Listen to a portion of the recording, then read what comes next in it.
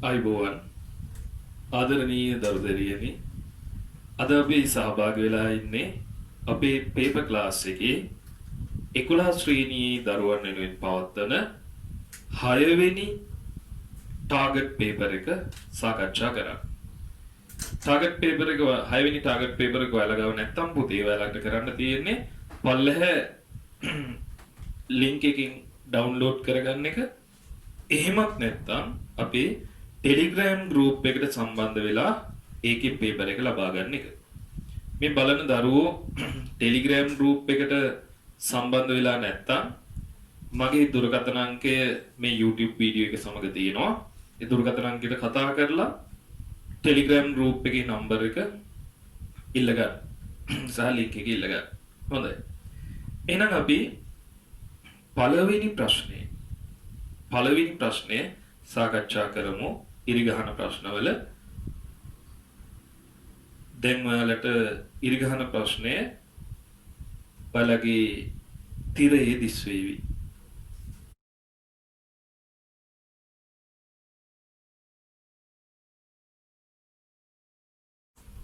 හොඳයි. බලන්න පුතේ පළවෙනි ප්‍රශ්නේ තියෙනවා සංචිත පටක වෙත පරිවහණය වන්නේ මින් කුමන ආහාර වර්ගයේද කියලා. පළවෙනි උත්තරේ තියෙනවා සුක්‍රෝස්, ග්ලූකෝස්, පිෂ්ඨය සහ සෙලියුලෝස් කියන ಜಾති හතර. ඉතින් මේ ප්‍රශ්නේ දැක්කහම ඔයාලට මතක් වෙන්න ඕන ප්‍රභා සංශ්ලේෂණය කියන ක්‍රියාවලිය. උදේ ප්‍රභා සංශ්ලේෂණයේදී මොකද වෙන්නේ? ප්‍රභා සංශ්ලේෂණයේදී මොකද වෙන්නේ? ප්‍රභා සංශ්ලේෂණ සමීකරණයේ අනුව අපි සමීකරණ ලියමු 6යි CO2 ධන 6යි H2O ඊතලයේ උඩ ලියනවා අපි හිරු එළිය ඊතලයට හරිත ප්‍රද. ඊට පස්සේ හැදෙන්නේ ග්ලූකෝස් C6යි H12යි O6 ධන 6යි O2. පුතේ විභාගයට යනකොට මෙන්න මේ සමීකරණය, මේ තුලිත රසායනික සමීකරණය හරියටම මතක තියෙන්න ඕන. එහෙම නැති වුණොත් එහෙම විභාගයේදී අහන ප්‍රශ්න වලට උත්තර ලියන්න බැරුව යනවා.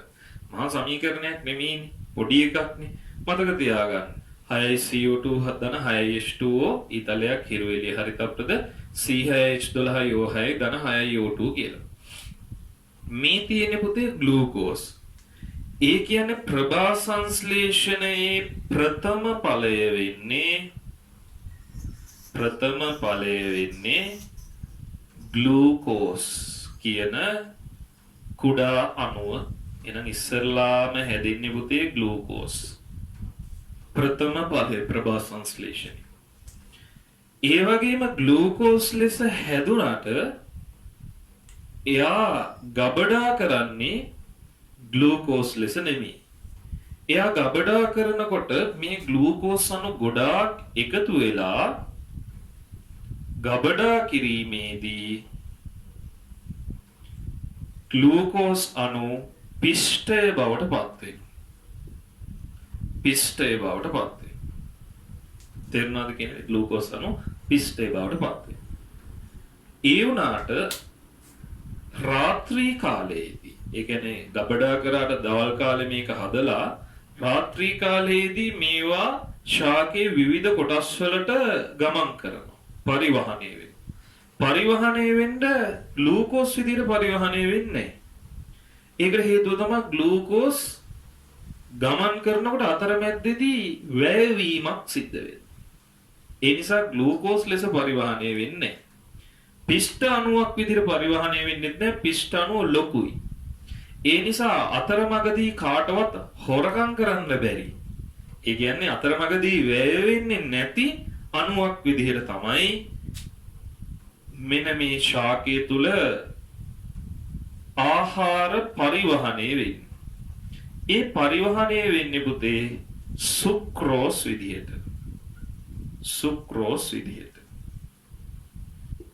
දැන් සමහරු කියන්න පුළුවන් ඇයි ග්ලූකෝස් විදිහට පරිවහනය කරන්න බැරි. අතරමැද්දේදී අවසන් වෙනවා. ඒක හරියට නිකන් මේ වගේ දෙයක්. දැන් උදාහරණයක් විදිහට අපේ ලංකාවේ වරාය තියෙනවානේ කොළඹ වරාය. කොළඹ වරායට තෙල් නැව පිටින් ගෙනල්ලා නැවේ පුරෝගෙන ඇවිල්ලා ඒ නැවේ තියෙන තෙල් අර ගේන්න ඕන කැලණිය සපුගස් කන්දේ තියෙන තෙල් පිරිපහදු මධ්‍යස්ථානෙට. එතකොට මේ නැවට කැලණි ගඟ දිගේ එන්න බෑ. හරි? ඒ නිසා වරායෙන් මොකද කරන්නේ? මහා විශාල විස්කම්බයක් සහිත බටයක් දාලා තියෙනවා කොළඹ ඉඳලා සපුගස් කන්දේ තෙල් පිරිපහදු මධ්‍යස්ථානය දක්වා. ඒකේ අර පැත්තෙන් හලනවා වරාය පැත්තෙන් බොර තෙල් හලනවා. බටේ දිගේ අපූර්වට සපුගස් කන්දට ගලාගෙන ඉනවා. හැබැයි මේකේ එන්නේ මොන තෙල්ද? බොර තෙල්. මේ බටේ දාලා තියෙන්නේ පොළොව උඩින් පොළවේ යට මේව කරලා නැහැ. පොළවේ යට භූගතව සවි කරලා නැහැ. පොළවේ වලල්ලා නැහැ. කිලින් පොළොව උඩින් තියෙන්නේ. ඒතර යම් කිසි දරුවෙකුට කියන්න පුළුවන් ඉතින් සර් එතකොට මොකද වෙන්නේ? මේ පොළවේ උඩින් දාලා තියෙනකොට අපූර්වට වෙන කෙනෙකුට ගන්න පුළුවන්. එහෙම ගන්න බෑ. එයි බටේ හිල් කරලා බොර තෙල් ගත්තයි කියලා අපේ මිනිස්සුන්ට බොර තෙල් ගහගෙන දුවන්න බෑ. ඒ බොර තෙල් කියන්නේ ඒ වෙලාවේ ප්‍රයෝජනවත් සංයෝගයක් නෙමෙයි. නමුත් බැරි වෙලාවත් පෙට්‍රල් පිටරටින් ගෙනල්ලා හැලුවොත් එහෙම සපුගස් කන්දට යන්නේ 0.2යි. ඇයි ඒකට හේතුව? අතරමඟදී ඔක්කොම ආරගෙන. තේරුණා? අන්න ඒ වගේ වැඩක් තමයි සුක්‍රෝස් අතරමඟදී වැය නොවන නිසා තමයි පුතේ මොන විදිහටද පාවිච්චි කරන්නේ. මොන විදිහටද පාවිච්චි කරන්නේ? ඔන්න මේ පරිවහනය සඳහා පාවිච්චි කරන්නේ. එහෙනම් උත්තරේ ඉන්නේ සුක්‍රෝස් අංක 1 තමයි පිළිතුර. මේක ලියාගෙන අපි දෙවනි ප්‍රශ්නෙට යමු. දෙවනි ප්‍රශ්නේ ඔයාලගේ තිරයේ දිස් වේවි දැන්.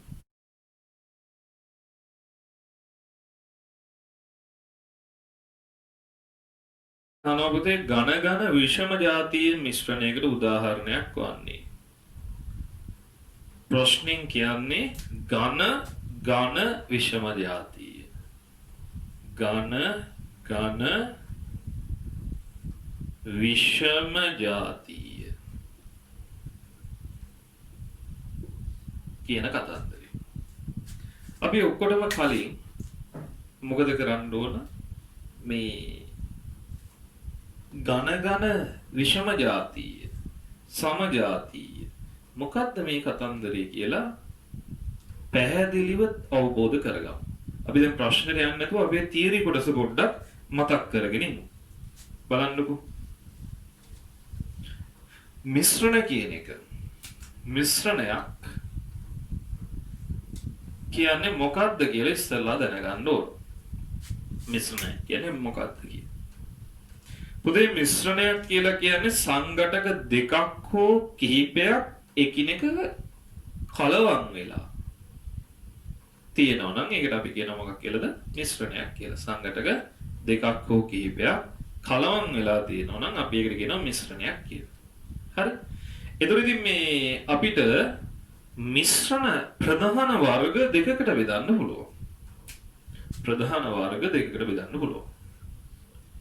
පළවෙනි වර්ගය තමයි සමජාතීය මිශ්‍රණ. අනිත් වර්ගය තමයි විෂම ජාතීය මිශ්‍රණ. සමජාතීය විෂම ජාතීය. මොකක්ද පුතේ මේ සමජාතීය විෂම ජාතීය කියලා කියන්නේ? දැන් උදාහරණයක් විදිහට අපි ගමුකෝ. ජලය ටිකක් අරගෙන ජලයේ දිය කරනවා සීනි ටික. එතන හොඳට දිය වෙනවද? ඔව්. දෙතර මේක සීනි ද්‍රාවණයක්. ඒ කියන්නේ මිශ්‍රණයක් බවට පත් වෙනවා. ජලය සහ සීනි සහිත මිශ්‍රණයක් බවට පත් වෙනවා. දැන් මේ මිශ්‍රණය හැදුවට පස්සේ අපිට පුළුවන් ද අන්න අතන සීනි තියෙනවා. අන්න අතන ජල අණුවක් තියෙනවා කියලා වෙන වෙනම හඳුනාගත හැකියිද? නෑ. එහෙම කරන්න බැහැ. මිශ්‍රණය තුල සම්පූර්ණ වර්ණයක සමාන. මිශ්‍රණය තුල වර්ණයක සමාන වෙනවා. ඒ නිසා පුතේ මොකද වෙන්නේ? සම්පූර්ණ ද්‍රාවණය කියන්නේ මිශ්‍රණය ගත්තාම සෑම තැනම එකම වර්ණයක් තියෙනවා. හැම තැනම ඒකාකාරී වර්ණයක් තියෙනවා නම් එවැනි මිශ්‍රණය කියන්නේ මිශ්‍රණය හැදූ විට මිශ්‍රණේ හැම තැනම ඒකාකාර වර්ණයක් තියෙනවා නම් තමයි අපිට ඒවට සමජාතීය මිශ්‍රණ කියලා කියන්න පුළුවන්. ඒ කියන්නේ සමජාතීය මිශ්‍රණ හඳුනගන්න ලේසිම ක්‍රමය මොකද්ද? සංයෝග සංඝටක දෙක හෝ කීපේ මිශ්‍ර කරපුවාම මිශ්‍රණයේ සෑම තැනම වර්ණයක සමාන විය යුතුයි. විෂම ජාතීය මිශ්‍රණ වල වෙන්නේ සංඝටක දෙක තුන මිශ්‍ර කරපුවාම මිශ්‍රණයේ හැම තැනම වර්ණයක සමාන නැහැ. මොනවා වෙන්නේ නැද්ද? මිශ්‍රණයේ හැමතැනම වර්ණයක සමාන වෙන්නේ නැත. වර්ණයක සමාන වෙන්නේ නැහැ. උදාහරණයක් විදිහට අපි ගමකෝ බඩ ඉරිඟු ඇටයි වර්ණය සමාන නොවේ. හැමතැනම බඩ ඉරිඟු ඇටයි ආයේ මුං ඇටයි දෙකම ඝනයක්. ඒ දෙක මිශ්‍ර කරපුවාම ඒ හැදෙනවනේ මිශ්‍රණය. ඒ මිශ්‍රණය අපිට වෙන වෙනම පෙන්වන්න හැකිද? අන්න බඩ ඉරිඟුවට අන්න මුං ඇට කියලා පෙන්වන්න පුළුවන්. හැමතැනම වර්ණ එක සමානද? නැහැ. එනේ හැමතැනම සංයුතිය එක සමාන නැහැ. එහෙනම් අපිට ඒකක් කියන්න පුළුවන් විෂම ජාතීය මිශ්‍රණයක් කියලා. දැන් අපි අපෙන් අහන්නේ ඝන දෙකක් මිශ්‍ර කරපු විෂම ජාතීය මිශ්‍රණ. ඊට කලින් මට කියන කොහොමද සමජාතීය විෂම ජාතීය කියන ඒවා හඳුනාගන්නේ කියලා? මිශ්‍ර කරපුවාම හැමතැනම වර්ණයක සමාන නම් ඒවා සමජාතීයයි.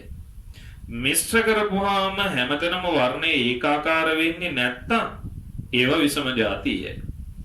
එහෙම නැත්තම් මෙහෙම කියන්නත් පුළුවන්. මිශ්‍ර කර විට සෑම තැනම සංයුතිය එක සමානයි කියලා කියන්න පුළුවන්. මොකද්ද කියන්න පුළුවන්? සෑම තැනම මේක ඇත්තටම අර්ථ දැක්වීම තමයි සෑම තැනම සංයුතිය සමානයි. සෑම තැනම සංයුතිය සමානයි. මෙයාගේ හැම තැනම වර්ණය සමාන නැහැ. ඒකට අපි කියන්නේ සෑම තැනම සංයුතිය සමාන නොවේ කියලා. හරි? මේක ඔයාලා වීඩියෝ එක නවත්තලා නෝට් ඩවුන් කරගත්තට කමක් නැහැ. එතකොට ඔයාලට මේ ෂෝට් නෝට් එකට මේක වැදගත් වෙනවා. මේ ටික. හරි? එතකොට අපෙන් අහන්නේ ඝන විෂම ජාතීය. එහෙනම් ඝනයන් දෙකක් මිශ්‍ර වෙන්න ඕන ඝන කියනකොට. විෂම ජාතීය කියලා කියන්නේ හැමතැනම සංයුතිය එක සමාන නැහැ. කියන වර්ණය හැමතැනම එක සමාන වෙන්නේ නැහැ කියන එක. පළවෙනි දෙන පිත්තල. පිත්තල හදන්නේ කොපර් සහ සිංක් කියන ලෝහය මිශ්‍ර කරලා. දැන් පොතේ පිත්තල භාණ්ඩයක් ගත්තාම අන්න කොපර් සහ සිංක් මිශ්‍ර කරලා හදුවාම අන්න තියෙන්නේ අර තියෙනවා කොපර් අර තියෙනවා සිංක් කියලා වෙන වෙනම හඳුනාගත හැකියිද? බැහැ. එහෙනම් ඒක ඝන සමජාතීය මිශ්‍රණයක්. එහෙනම් පිත්තල ඉස්සරහින් ලියන්න ඔයාලගේ පේපර් එකේ ඝන සමජාතීය. ඊළඟට යකඩ කුඩු සහ KMnO4. පුතේ යකඩ කුඩුයි KMnO4යි කියන එක. එතකොට මේ යකඩ කුඩු කළු පාටයි KMnO4 තද දම් පාටයි. මිශ්‍ර කරපුවාම වෙන වෙනම වෙන් කරගත හැකියිද? ඔව්. වෙන වෙනම පෙන්눔 කරනවා. හැමතැනම වර්ණ එක සමාන වෙන්නේ නැහැ. එහෙනම් ඒක යකඩ කුඩු සහ KMnO4 පොටෑසියම් පර්මැංගනේට් කියන එක ඝන විෂම ජාතීය මිශ්‍රණයක්. එහෙනම් B කියන පිළිතුර ඉස්සරහින් ලියන්න ඝන විෂම ජාතීය මිශ්‍රණ. right? ඊළඟ C කියන එක බලමු. යකඩ කුඩු සහ සල්ප. පුතේ යකඩ කුඩු කළු පාට උළුයි සල්ප කහ පාටයි. ඒතර මේ දෙක මිශ්‍ර කරපුවාම හැමතැනම වර්ණ එක සමාන වෙන්නේ නැහැ. යකඩ කුඩුත් ඝනයක් සල්ෆත් ඝනයක්. අන්න ඒක ඝන විෂම ජාතීය. අර B එකත් දැන් ඝන විෂම ජාතීය, C එකත් ඝන විෂම ජාතීය වෙයි. ඊළඟට D KMnO4 සහ ජලය. KMnO4 කියන්නේ පුතේ පොටෑසියම් පර්මැංගනේට්. ජලයයි මිශ්‍ර කරපුවාම හැදෙනවා පොටෑසියම් පර්මැංගනේට් ද්‍රාවණය. ඒකේ සෑම තැනම වර්ණය එක සමානයි.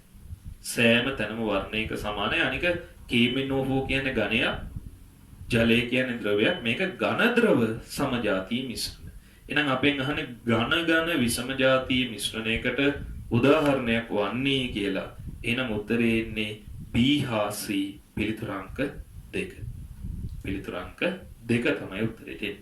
එහෙනම් අපි ඊළඟ ප්‍රශ්නෙට යමු. ඊළඟ ප්‍රශ්නේ ඔයාලගේ තිරයේ දිස් වේවි දැන්.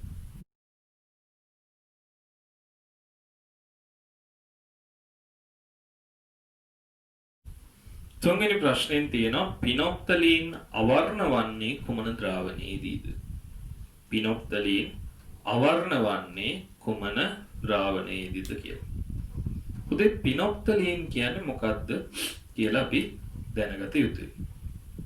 හරි පිනොප්තලීන් කියන්නේ මොකක්ද කියලා. ඔයාලට මේ අම්ල භස්ම හා ලවණ පාඩමේදී තියෙනවා විශේෂ දෙයක් ඉගෙන ගන්න දර්ශක කියලා. දර්ශක කියලා.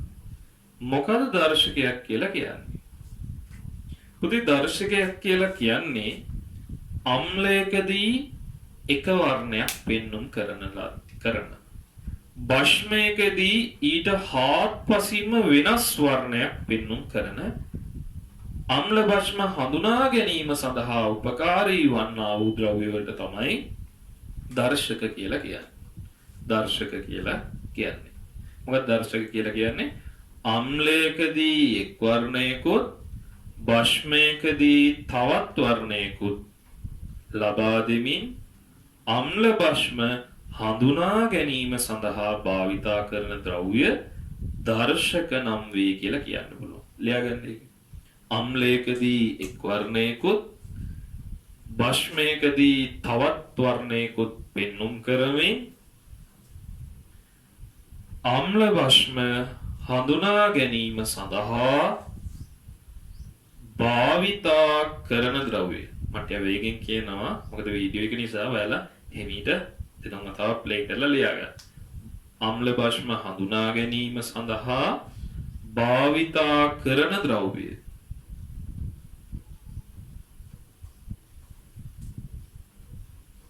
දර්ශක නම් වේ. දර්ශක නම් වේ. ඔයාලට පුතේ දර්ශක පහක් ගැන කතා කරන්න තියෙනවා. ඒකෙන් 4ක් පිළිබඳ මම අද සාකච්ඡා කරනවා. පළවෙනි එක තමයි පිනොප්තලීන්. පිනොප්තලීන්. මේකට ෆීනෝල් ටැලීන් කියලා කියනවා. දෙවැනි වර්ගය මෙතිල් ඔරේන්ජ්. Methyl orange. තුන්වෙනි වර්ගය නිල් ලිට්මස් කඩදාසි. නිල් ලිට්මස්. හතරවෙනි වර්ගය රතු ලිට්මස්. මෙයාලා පුතේ අම්ලවලදී එක් වර්ණයකුත් භස්මවලදී තවත් වර්ණයකුත් පෙන්눔 කරනවා. ඔයාලට මාත් එක්ක මේ වගු ඇඳ ගන්න පුළුවන්. අම්ලවලදී වර්ණය. අනිත් එක භස්මවලදී වර්ණය. භස්මවලදී වර්ණය. හොඳට මතක තියාගන්න ෆිනොප්තලීන් කියන පිනොප්තලීන් කියන જાතිය එයා ද්‍රවයක්. අවර්ණ ද්‍රවයක්. පිනොප්තලීන් අවර්ණ ද්‍රවයක්. මෙතිල් ඔරේන්ජ් තැඹිලි පාට ද්‍රවයක්. නිල් ලිට්මස් කියලා කියන්නේ නිල් පාට කඩදාසි වර්ගයක්. කිව්වත් දැනගන්න ඕන. මේ විභාග වලට අහන. රතු ලිට්මස් කියන්නේ රතු පාට කඩදාසි වර්ගයක්.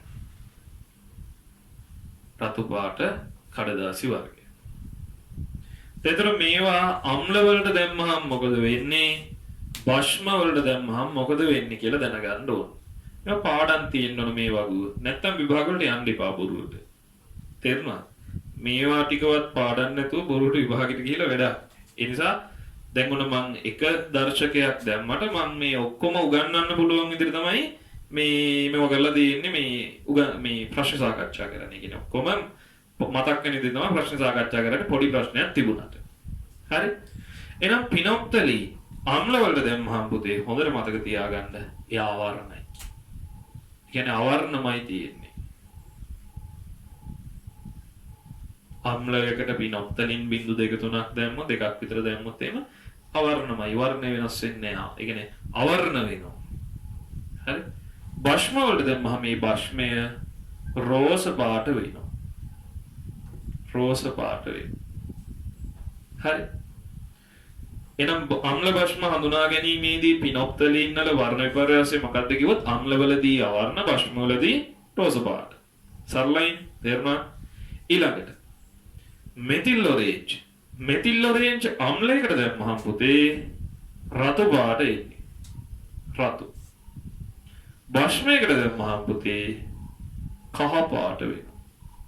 රතු පාට වෙනවා අම්ලවලදී කහ පාට. එතකොට අම්ල භස්ම වෙන වෙනම හඳුනාගත හැකියි. හරිද? නිල් ලිට්මස් කඩදාසියක් අම්ලයකට දැම්මොත් කඩදාසිය පුතේ රතු වෙනවා. රතු පාට වෙනවා. නිල් ලිට්මස් කඩදාසියක් භස්මයකට දැම්මොත් ඒකේ වර්ණය වෙනස් වෙන්නේ නැහැ. එහෙනම් මොන පාටමද? නිල් පාටම තමයි. වර්ණය වෙනස් වෙන්නේ නැහැ නිල් ලිට්මස් වල භස්ම වල. ඊළඟ රතු ලිට්මස් කඩදාසියක් අම්ලයකට දැම්මොත් ඒ පාටමයි වර්ණය වෙනස් නොවේ. මම තමයි ලියන්නම් ඒක වෙනස් නොවේ. මේකෙත් වෙනස් නොවේ. භස්මයකට දැම්මොත් රතු ලිට්මස් කඩදාසියක් නිල් පාට වේ. ඔන්න ඔය වර්ණ විපර්යාස ටික හොඳට මතක තියෙන්න ඕන. දැන් ඔයාලා වීඩියෝ එකේදී නවත්තලා මේ ටික ලියා ගන්න. ෂෝට් නෝට් එකක් හැටියට ප්‍රශ්නාංක 3 කියලා දාලා ලියා ගන්න. ඊට පස්සේ මේ ටික පාඩම් කරගන්න. හරිද? ආයේ පොත් දිග අරගෙන පාඩම් කරන්න අවශ්‍ය නැහැ. මේ ටික පාඩම් කරගත්තාම මේකෙන් යම් ලකුණු ප්‍රමාණයක් ගන්න පුළුවන්. තේරුණාද? ඉන්න කියන දේ කරන්න. එතකොට හරියයි. right? එතකොට අපෙන් අහනවා හරි වීඩියෝ එක නවත්තලා ලියා ගන්න. ඔන්න මත් එකක් අයින් වුණා. මෙතනින් නවත්තලා ලියා ගන්න. අපි ප්‍රශ්නෙට උත්තරේ ගමු. පිනොක්තලින් අවර්ණ වන්නේ කුමන ද්‍රාවණයේදීද? පිනොක්තලින් අවර්ණ වෙන්නේ කොයි අවස්ථාවේද කියලා අහන්නේ. එනවා අම්ලයකට දැම්මහම තමයි අවර්ණ වෙන්නේ. නම් පළවෙනි උත්තරේ ගන්න වෙන්නේ අපිට HCl කියලා. යම් කිසි ළමයෙක් කිව්වොත් සර් කාබොනික් අම්ල H2CO3 එකත් අම්ලයක් නේද තුන්වෙනි උත්තරේ තියෙන්නේ කියලා නෑ. හරිද? දුබල අම්ලවලදී පිනොක්තලින් වර්ණ විපර්යාසයක් කියන්නේ අර මෙව එකක් පෙන්වුම් කරන්නේ නැහැ. හරිද? ඒ කියන්නේ මේ ඒකේදී දුබල අම්ලයකට දැම්මහම පොඩි වර්ණ විපර්යාසයක් රෝස පැත්තට පෙන්වුම් කිරීමක් කරනවා. ඒ නිසා ගණ්ඩ වෙන්නේ ප්‍රබල අම්ල HCl. ප්‍රබල අම්ල දුබල අම්ල කතා නෙමෙයි. අම්ලයක් විදිහට HCl කියන එක මතක තියාගන්න. හරි තව ප්‍රශ්න තියෙනවා නම් අපි පල්ලෙහා කමෙන්ට් බොක්ස් එකේ දාන්න මම ඒවට උත්තර දෙන්න. right? අපි යමු ඊළඟ ප්‍රශ්නෙට. ඊළඟ ප්‍රශ්නේ ඔයාලගේ තිරේ දිස්වේ.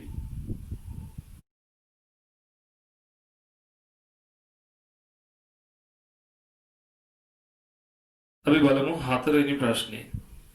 තාපයේ සම්ප්‍රේෂණය පිළිබඳව වගන්ති කිහිපයක් වහත දැක්වෙනවා. E සන්නයනය යනු නිශ්චිත දිශාවකට අංශු චලනයකින් තොරව තාපය ශක්තිය සංක්‍රමණයයි. අංශු චලනය වෙන්නේ නැතුව. B කියන සංවහනය යනු අංශු චලනයත් සමග තාපය සංක්‍රමණය වීමයි. C කියන එකේ කියනවා තාප විකිරණය යනු මාධ්‍යයක් තුල අංශු ආශ්‍රයෙන් තාපයේ සන්නයනේ වීම. මින් සත්‍ය වන්නේ මොකක්ද කියලා අහන්න. right. හොඳට මතක තියාගන්න තාපයේ සම්ප්‍රේෂණය. එහෙම නැත්නම් තාපය සංක්‍රාමණය කියලා කියනවා. තාප සංක්‍රාමණය. මොකද්ද තාප සංක්‍රාමණය කියන්නේ? පුතේ තාප සංක්‍රාමණය කියන්නේ තාපය එක තැනකින් තවත් තැනකට ගමන් කිරීම තමයි තාප සංක්‍රාමණය කියන්නේ. පොඩි නෝට් එකක් දාගන්න. ප්‍රශ්න අංක 4 දාලා තාපය එක තැනකින් තවත් තැනකට ගමන් කිරීම තාප සංක්‍රාමණයයි. හරි? තාප සංක්‍රාමන විදි, ඒ කියන්නේ ගමන් කරන විදි පුතේ තුනක් තියෙනවා. පළවෙනි ක්‍රමය තමයි සන්නයනය කියන ක්‍රමවේදය. සන්නයනය. දෙවෙනි ක්‍රමවේදය තමයි සංවහනය කියන ක්‍රමවේදය. තුන්වෙනි ක්‍රමවේදය තමයි විකිරණය කියන ක්‍රමවේදය. හරි. මුචු උදාහරණයක් ගමු. දැන් මේ සන්නයනේ සංවාහනේ විකිරණය හරියට බලා ගන්න අපි පොඩි උදාහරණයක් ගමු. right? මොකක්ද අපි ගන්න උදාහරණය? අපි දුම් මේම දෙයක් වෙනවා. හරි. ඔන්න තියෙනවා මේ ගිනි ගොඩක් ගහලා. අපි හිතමු ගිනි මැලයක් ගහලා තියෙනවා. ගිනි මැලයක් ගහලා යකඩ දණ්ඩක් අරගෙන අපි යකඩ දණ්ඩ ගිනි මැලේ ඇස්සට දාගෙන ඉන්නවා. දාගෙන ගිනි මැලේ ගාවට වෙලා ඉන්නවා. ඒතර අපිට තේරෙනවා මේ දණ්ඩ දිගේ තාපය අපේ අතට එනවා. හොඳට මතක තියාගන්න. තාපය ශක්තිය ගමන් කරන්නේ. තාප ශක්තිය ගමන් කරන්නේ උෂ්ණත්වය වැඩි තැන ඉඳලා අඩු තැනට. මොන තැන ඉඳලාද? උෂ්ණත්වය වැඩි තැන ඉඳලා උෂ්ණත්වය අඩු තැනට තමයි ගමන් කරන්නේ.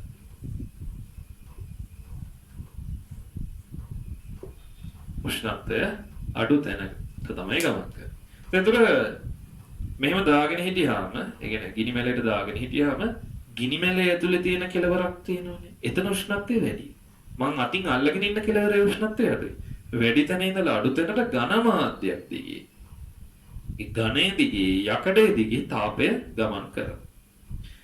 ඒකෙදි වෙන්නේ තාපය ගමන් කරන්නේ අංශු චලනයකින් නෙමෙයි. කියන්නේ අතන තියෙන ඝන අංශු ගැලවිලා ඇවිල්ලා මගේ අතට එන්නේ නැහැ.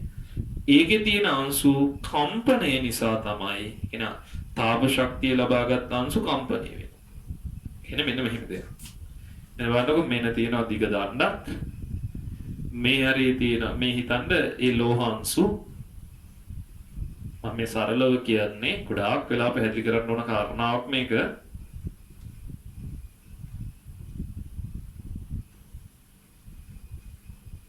හරි? හිතන්න මේ කෙලවර තමයි අපි රත් කරන්නේ. ඔන්න තාපය ලබා දීලා රත් කරනවා. ඒතර මෙතන මේ රත් වෙච්ච අංශුව ගැලවිලා ඇවිල්ලා මේ කෙලවරට එන්නේ නැහැ. දැන් හිතන්න මෙතනින් අතින් අල්ලගෙන ඉන්නේ කියලා ඔන්නම අතින් අල්ලගෙන ඉන්නවා. හරි. හරි අතින් ඔහම අල්ලගෙන ඉන්නේ මේ කෙලවරේ. මේ අත වගේ නෙමෙයි නේද? හරි. අතින් අල්ලගෙන ඉන්නවා මේ කෙලවර. ඒතර මෙතන තමයි උෂ්ණත්වය වැඩි, මෙතන උෂ්ණත්වය අඩුයි. එතකොට මෙන්න මේ තාපය ලබා ගන්න අංශුව දෙපැත්තට කම්පණය වෙනවා. කම්පණය වෙනවා කියන දෙපැත්තට චලනය වෙනවා. චලනය වෙනකොට ඒකේ තාපය ගිහිල්ලා එහා අංශුවේ වදිනවා. එතකොට ඒ අංශුවට තාපය ලැබෙනවා. එයත් කම්පණය වෙලා ඊළඟ අංශුවේ වදිනවා. එතකොට මේ අංශුවේ තියෙන තාපය අර අංශුව ගන්නවා. ඒ අංශුවත් දෙපැත්තට කම්පණය වෙනවා. එතකොට මේ අංශුවේ තියෙන තාපය අනිත් අංශුව ගන්නවා. ඕම අංශුවෙන් අංශුව කම්පණය වෙන නිසා ඒ කියන්නේ තාපය ලබා ගන්න අංශු කම්පණය නිසා තමයි මෙන්න මේකේ තුලින් එක තැනක ඉඳලා තවත් තැනකට මෙන්න මෙහිම තාපය ගමන් කරලා මිනිස්සයාගේ අතට යන්නේ. ඒ විදිහට ඝන මාධ්‍යක පවතින අංශු කම්පණය වීමෙන් එක් තැනකින් තවත් තැනකට තාපය ගමන් කිරීමට අපි කියනවා පුතේ තාප සන්නයනය කියලා. එහෙනම් හොඳට මතක තියාගන්න සන්නයනය කියන එක සිද්ධ වෙන්නේ ඝන ද්‍රව්‍ය තුල. මොනවාගේද? ඝන ද්‍රව්‍ය තුල. හරි? ඊළඟ සංවහනය වෙන්නේ ද්‍රව හෝ වායු වල. ඒ කොහොමද? ඔන්න මේක හොඳට බලා ගන්න. හරි? දැන් හිතන්න ගිනි මැලේ ගාව ඉන්න අපිට එකපාරටම රස්නේ හුලඟ ඇවිල්ලා වදිනව නේද? ඒක වෙන්නේ කොහොමද? ගිනි මැලේ ගාව තියෙන වාතයේ උෂ්ණත්වය වැඩි. අපි ගාව තියෙන වාතයේ උෂ්ණත්වය අඩුයි. එතකොට අර උෂ්ණත්වය වැඩි ඒවා එකපාරට ඕම ඇවිල්ලා අපේ ඇඟේ වදින. වැදුනහම අපේ ඇඟට තාපය ලබා දෙනවා. එතකොට තාපය ලබා දුන්නාම ඒ වාතාංශු මොකද වෙන්නේ? සිසිල් වෙනවා. සිසිල් ආයේ අර පැත්තට යනවා. ගිහිල්ලා ආයේ තාපය ලබාගෙන ආයේ ඇවිල්ලා වදිනවා ඇඟේ. අංශු සිසිල් වෙනවා. ආයේ යනවා. ඔන්නෝම චක්‍රීයව ද්‍රව හෝ වාතාංශු ගමන් කිරීමක් සිද්ධ වෙනවා. ඒකට කියනවා සංවහන ධාරා ඇති වෙනවායි කියලා. මොකක්ද ඇති වෙනවයි කියලාද? සංවහන ධාරා ඇති වෙනවා කියලා. ද්‍රවයකත් ඔහොමම වෙන්න පුළුවන්, වායුවකත් වෙන්න පුළුවන්. මේ විදිහට රත් වූ වාතාංශු ඉහළ ගමන් කරලා ඉහළ තියෙන යම් ස්ථානයකට තාපය ලබා දීලා ආයේ පල්ලෙහින් ආයේ මුල් තැනට එනවා. ඒ විදිහට රත් වූ අංශු එක තැනකින් තවත් තැනකට ගමන් කරලා තාපය ලබා දීමට කියනවා සංවහනය කියලා. right? එහෙනම් සංවහනය සිද්ධ වෙන්නේ ද්‍රව හෝ වායු කියන අංශු වල. ඊළඟට විකිරණය. රත් වූ ඕනෑම වස්තුවකින් මේ බලන්න රත් වෙච්ච ඕනෑම වස්තුවකින් තාප විකිරණ පිට වෙනවා. එයාට ගමන් කරන්න මාධ්‍යයක් අවශ්‍ය නැහැ. එයා විද්‍යුත් චුම්බක තරංග වර්ගයක් තාප විකිරණ. ඒ විකිරණ අපේ ඇඟට වැදීම නිසා ගිනි ගොඩෙන් අපිට තාපය එන්න පුළුවන්. එහෙනම් හොඳට මතක තියාගන්න. සන්නයනේ සිද්ධ වෙන්නේ ඝන ද්‍රව්‍යයන් වල අංශු කම්පණය නිසා. අංශු ගමන් කිරීම නෙමේ, අංශු චලනය නෙමේ. අංශු චලනයකින් තොරව අංශු කම්පණය. චලනය වෙනවා කියන්නේ එක තැනක ඉඳලා තවත් තැනකට ගමන් කරනවා කියන එක. එහෙනම් ඒ ප්‍රකාශයේ තියෙන සන්නයනේ යනු නිශ්චිත දිශාවකට අංශු චලනයකින් තොරව තාප ශක්තිය ගමන් කරනවා. චලනය වෙන්නේ නැහැ. එක තැනකින් තවත් තැනකට ගමන් කරන්නේ පොඩි ගැස්මක් විතරයි මෙහෙම වෙන්නේ. තේරුණාද? එහෙනම් ඒ ප්‍රකාශය හරි. ඊළඟ B සංවහනයේ යනු අංශු චලනයත් සමග තාපයේ සන්නයනීම. හරි නෙමේ? රත් වෙච්ච වාත හෝ ද්‍රව අංශු ඉහළ නගින අංශු චලනයත් එක්ක වාතය ගමන් කිරීම. ඊළඟ තාප විකිරණය යනු මාධ්‍යයක් තුල අංශු ආශ්‍රේන මාධ්‍යයක් අවශ්‍ය වෙන්නේම නැහැ විකිරණයට. එහෙනම් C ප්‍රකාශය වැරදි. එහෙනම් A හා B පමණයි සත්‍ය වෙන්නේ. උත්තරේ අංක 1. උත්තරේ අංක 1. තේරෙන්නේ නැති කියලා මං හිතනවා. නැවත ඔයාලගේ සන්නයනේ සංවහනයේ විකිරණය කියන තියෙන නෝට්ස් බලලා ඒ දැනුම හදාගන්න විභාගෙට ආයේ සන්නයනේ සංවහනයේ විකිරණය කියන ඒ වගේ හුවොත් බය නැතුව උත්තර ලියන්න පුළුවන් වෙන විදිහට. right. අපි එනම් පස්වෙනි ප්‍රශ්නට යමු. ඒක ඔයාලට තිරේ දිස් වේවි.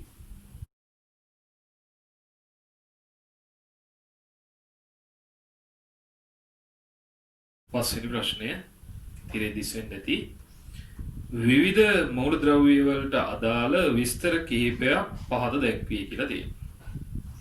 A. ඩයෝඩ සහ ට්‍රාන්සිස්ටර් සාධනය යොදා ගන්න මූලද්‍රව්‍ය මොනවාද කියලා. පුතේ හොඳට මතක තියාගන්න ඩයෝඩ ට්‍රාන්සිස්ටර් සාධනය අපි ඉලෙක්ට්‍රොනික විද්‍යාවේදී පාවිච්චි කරන්නේ සිලිකන් හා ජර්මේනියම් කියන මූලද්‍රව්‍ය දෙක. සිලිකන් සහ ජර්මේනියම් කියන මූලද්‍රව්‍ය දෙක. එහෙනම් සිලිකන් A කියන ලෝහය සිලිකන් හෝ ජර්මේනියම් විය යුතුයි. හරි? ඊට B නිල් පැහැති දැල්ලක් සහිතව දැවේ. නිල් පාට දැල්ලක් සහිතව දැවෙන්නේ කොහොමද? උඩට ගිනි ගන්නවා නිල් දැල්ලක් සහිතව. පොතේ නිල් දැල්ලක් සහිතව දැවෙන්නේ සල්ප 11 ශ්‍රේණියේ තුන්වෙනි පාඩමට අදාළව අවසාන හරියේ තියෙන කොටසක්. ඊළඟ C කියන එකේදී අහනවා දීප්තිමත් දැල්ලක් සහිතව දැවෙන්නේ. ඒකත් 11 ශ්‍රේණියේ තුන්වෙනි පාඩමට දී. හරිද? 11 ශ්‍රේණියේ තුන්වෙනි පාඩමට. එතකොට ඉලෙක්ට්‍රොනික විද්‍යාව කරලා නැත්නම් 11 ශ්‍රේණියේ තුන්වෙනි පාඩමේ ඩයෝඩ් ට්‍රාන්සිස්ටර් හදන්න සිලිකන් පාවිච්චි වෙන්නේ කියලා තියෙනවා. එහෙනම් දීප්තිමත් දැල්ලක් සහිතව දැවෙන්නේ පුතේ මේක විද්‍යාගාරයේදී අනන්තවත් කරන පරීක්ෂණයක්. මැග්නීසියම් පටි කැල්ලක් අරගෙන අඩුවකින් දැල්ලට අල්ලගෙන ඉන්නකොට මේක දීප්තිමත්ව දැවෙනවා. එහෙනම් උත්තරේ ඉන්නේ මැග්නීසියම්. එහෙනම් උත්තර තුන A B C පිළිවෙලින් සිලිකන් සල්ප මැග්නීසියම් හෝ ජර්මේනියම් සල්ප මැග්නීසියම් කියන එක විය යුතුයි. එහෙනම් උත්තරේ ඉන්න ඕන සිලිකන් සල්ප මැග්නීසියම් කියලා විතරයි උත්තර හතරේ තියෙන්නේ. එහෙනම් උත්තරේ ඉන්නේ අංක 1. එහෙනම් අපි 6 වෙනි ප්‍රශ්නෙට යමු. ඒක දැන් තිරේ දිස් වේවි.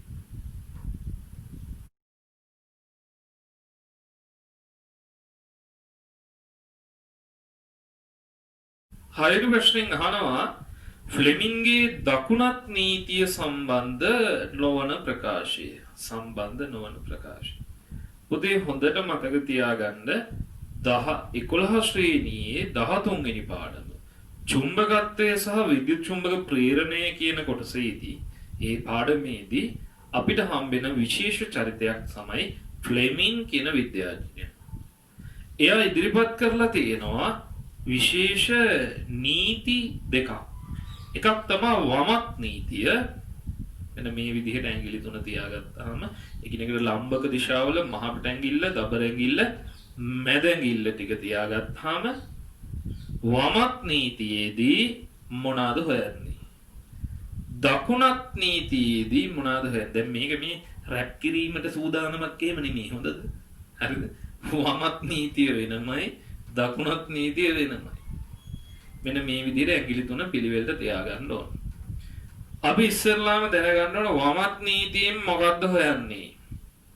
දකුණත් නීතියෙන් මොකද්ද හොයන්නේ කියලා.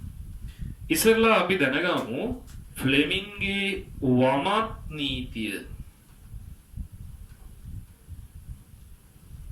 වමත් නීතියෙන් හොයන්නේ මොකද්ද?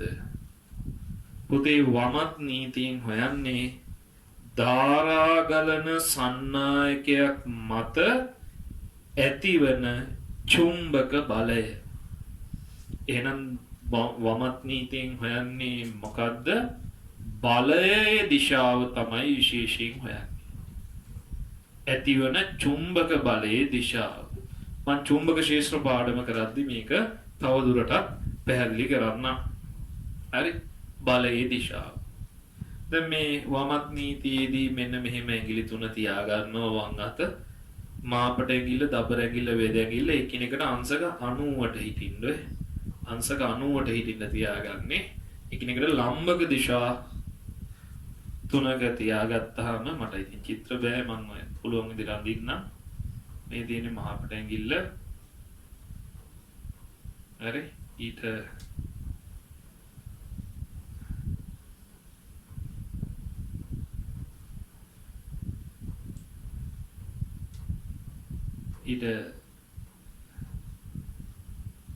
මහපට ඇඟිල්ල, දබර ඇඟිල්ල, ආයේ මැද ඇඟිල්ල මේ පැත්තට ඉන්නවා.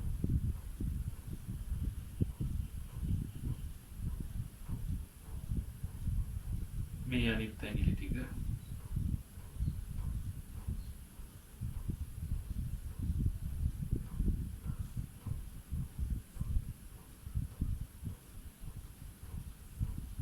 හරි.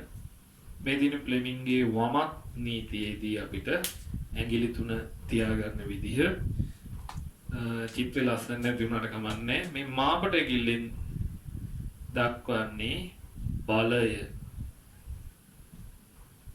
දබර ඇඟිල්ලෙන් දක්වන්නේ චුම්බක ක්ෂේත්‍රයේ දිශාව. මේක බලයේ දිශාව. හොඳද? මේක චුම්බක ක්ෂේත්‍රයේ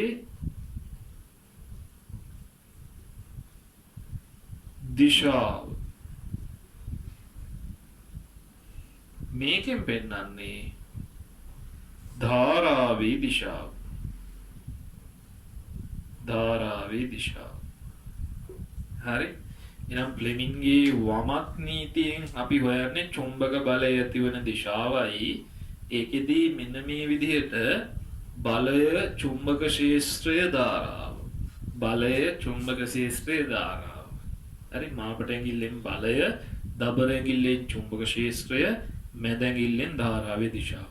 ඔක අපිට ඕලෙවලු ගන්නපු සර් අපිට කියලා දුන්නේ බල්ලා චු දායි කිය. ඒ මාරි ගමන්නේ මතක තියාගන්න. බලය චුම්බක ක්ෂේත්‍රයේ ධාරාව. බල්ලා චු දා. හරි. තේරුණා? එහෙනම් වමත් නීතියෙන් හොයන්නේ මොකද්ද? බලයේ දිශාව. දැන් අහන්නේ ප්‍රධාන වශයෙන් වමත් නීතියද දකුණත් නීතියද? ඒ දකුණත් නීතිය අහන්නේ.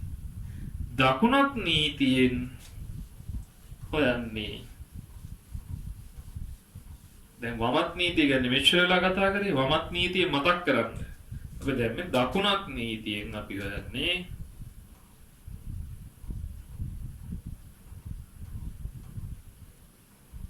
ප්‍රේරිත ධාරාවේ දිශාව. මම මේ ගොඩාක් විස්තර කරන්න යන්නේ ඒ වුණාට ප්‍රේරිත ධාරාවේ දිශාව තමයි හොයාගන්නේ දකුණත් නීතිය. හරි. ප්‍රේරිත ධාරාවේ දිශාව. දැන් පුතේ දකුණු අත මෙන්න මෙහෙම තිබ්බහම හරි මාපට ඇඟිල්ල දබර ඇඟිල්ල මැද ඇඟිල්ලෙන් මොනවද හොයන්නේ කියලා දැනගන්න ඕන. මේ හොඳට මතක තියාගන්න මහපට ඇඟිල්ලෙන් හොයන්නේ චලනයේ දිශාව. ඒ කියන්නේ සන්නායකයේ චලනය කරන දිශාව. දබර ඇඟිල්ලෙන් සුබුරුදු පරිදි චුම්බක ක්ෂේත්‍රයේ දිශාව. මැද ඇඟිල්ලෙන් ප්‍රේරිත ධාරාවේ දිශාව. ඔන්න මම පුළුවන් විදිහට මට හැකි පරිදි මම දකුණු අතක් අඳින්න.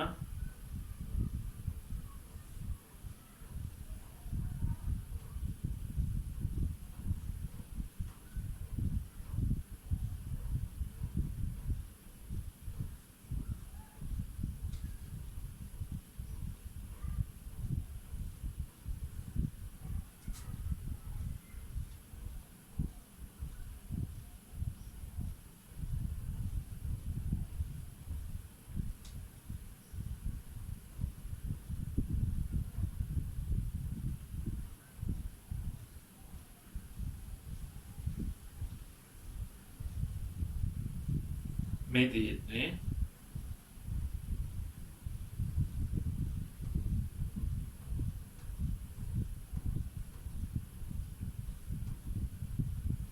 තිරිය ඇඟිලි දෙක ලස්සන නැතුව ඇති වුණාට මේ හැඩයට ඇති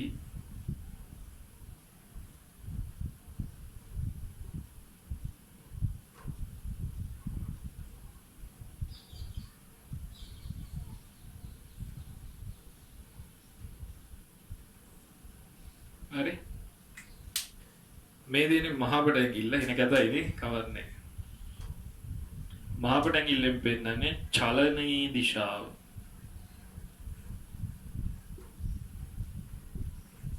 දබර ඇඟිල්ලෙන් පෙන්නන්නේ චුම්බක ක්ෂේත්‍රයේ දිශාව චුම්බක ක්ෂේත්‍රයේ දිශාව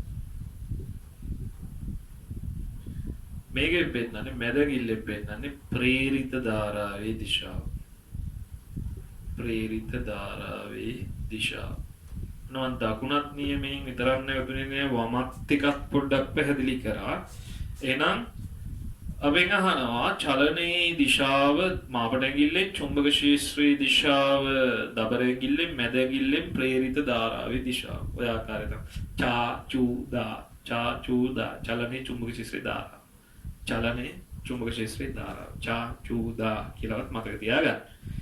එතකොට පළවෙනි එකෙන් අහනවා දකුණ අතෙහි මහපට ඇඟිල්ල මගින් චුම්බක ක්ෂේත්‍රයේ දිශාව වැරදිනේ පුතේ. මහපට ඇඟිල්ලෙන් පෙන්නන චලන දිශාව වැරදි. ඊළඟ දෙවෙනි එක. දකුණ අතෙහි මැද ඇඟිල්ලෙන් ධාරාව ගලන දිශාව. මැද ඇඟිල්ලෙන් ධාරාව ගලන දිශාව. ඒක නම් හරි නේද? දැන්ට හරි කියලා ගමු. තුන්වෙනි එක මහපට ඇඟිල්ලෙන් සන්නායකයේ මත බලය ඇති වෙන නිසා නෑ පුතේ වමත් නියමයේ ඉන්නේ මහපට ඇඟිල්ලෙන් බලය තියෙන එක වමත් නියමය. මෙන්න මෙහෙම ලියා ගන්න කිසි ගැටලුවක් නෑ වමත් නියමය. එහෙනම් 4 දබර ඇඟිල්ලෙන් දකුණු අතෙහි දබර ඇඟිල්ලෙන් චුම්බක ශේෂ්ත්‍රී දිශාව. හරිද? චුම්බක ශේෂ්ත්‍රී දිශාව. දබර ඇඟිල්ලෙන් චුම්බක ශේෂ්ත්‍රී දිශාව. ඒකත් හරි. අරක මොකද කියන්නේ? මැද ඇඟිල්ලෙන් ධාරාව ගලන දිශාව. නෑ. මැද ඇඟිල්ලෙන් ධාරාව ගලන දිශාව නෙමෙයි. ඒක ප්‍රේරිත ධාරාව. ප්‍රේරිත ධාරාව කියන්නේ හැදෙන ධාරාව. දෙවෙනි එක හරි නෑ. දෙවෙනි එක වැරදි. ධාරාව ගලන දිශාව නෙමෙයි. ප්‍රේරිත ධාරාවේ දිශාව. තමයි මේ අහන්නේ. එහෙනම් උත්තරේ ඉන්න ඕන අංක 4. නැවත තව කියන්න. දකුණු අතෙහි මාපට ඇඟිල්ල මගින් චුම්බක ශේෂ්ත්‍රී දිශාව. මාපට ඇඟිල්ලෙන් චලන දිශාවනේ පළවෙනි එක වැරදි. ඊළඟ දෙවෙනි එක මැද ඇඟිල්ලෙන් ධාරාවේ දිශාව. පුතේ ධාරාවේ දිශාව කියනකොට මේකට ධාරාව ගලන දිශාව කියලා තියෙන්නේ. මේක ගලන ධාරාවක් නෙමෙයි මේක ඔටෝ ඇතිවන ධාරාව. එහෙනම් ඒකට කියන්නේ ප්‍රේරිත ධාරාවේ දිශාව කියලා. එහෙනම් උත්තරේ ඉන්න ඕන එකත් වැරදි කියලා තමයි ගන්න. ඊළඟ දකුණු අතෙහි මහපට ඇඟිල්ලෙන් සන්නායක මත බලය නෑ. බලය තියෙන්නේ වමත් නියමයේ මහපට ඇඟිල්ල. ඊළඟට දකුණු අතෙහි දබර ඇඟිල්ලෙන් චුම්බක ශේෂ්ත්‍රී දිශාව. හරි නේද? දබර ඇඟිල්ලෙන් චුම්බක ශේෂ්ත්‍රී දිශාව එන උත්තරේ වෙන අංක 4. අපි උටක් දාලා 7 වෙනි ප්‍රශ්නෙට දැන් ඔයාලගේ තිරේ දිස්සේ.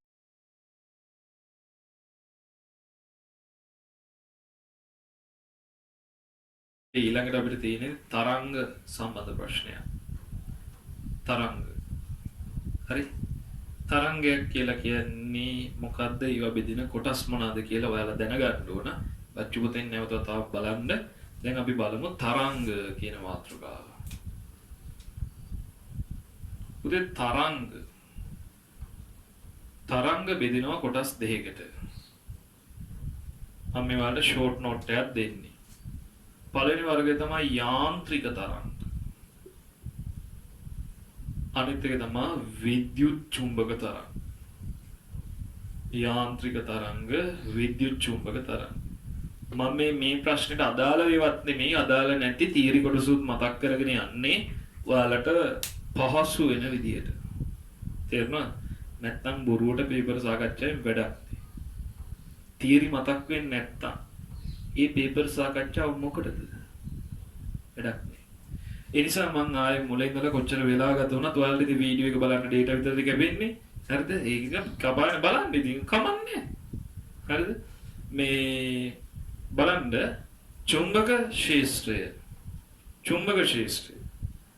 විද්‍යුත් චුම්බක සහ යාන්ත්‍රික තරංග විදිහට කොටස් දෙක. පුතේ මේකට යාන්ත්‍රික තරංග ගමන් කරන්න මාධ්‍යයක් අවශ්‍යයි. විද්‍යුත් චුම්බක තරංග ගමන් කරන්න මාධ්‍යයක් අවශ්‍ය නැහැ. හරි? මාධ්‍යයක් අවශ්‍ය නැහැ. මම මේ ෂෝට් නෝට් එකක් දෙන්නේ. ඔයාලා වීඩියෝ එක නවත්තලා මේ ෂෝට් නෝට් එක ලියා ගන්න ඕනේ. යාන්ත්‍රික තරංග නැවත කොටස් දෙකකට බෙදෙනවා. එකක් තමයි අන්වායාම තරංග. අනිත් වර්ගය තමයි පුතේ තීරයක් තරංග.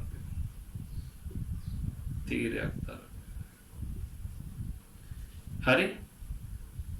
විද්‍යුත් චුම්බක තරංග සියල්ලම තීරයක් තරංග. හරිද? විද්‍යුත් චුම්බක තරංග සියල්ලම තීරයක් තරංග.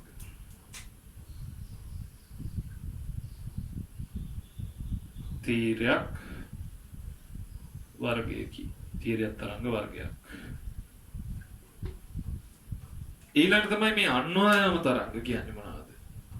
තරංගය ප්‍රචාරණය වෙන දිශාවට ඒ දිශාවට සමාන්තරව ඉදිරියට සහ පසුපසට තමයි අංශු කම්පණය වෙන්නේ.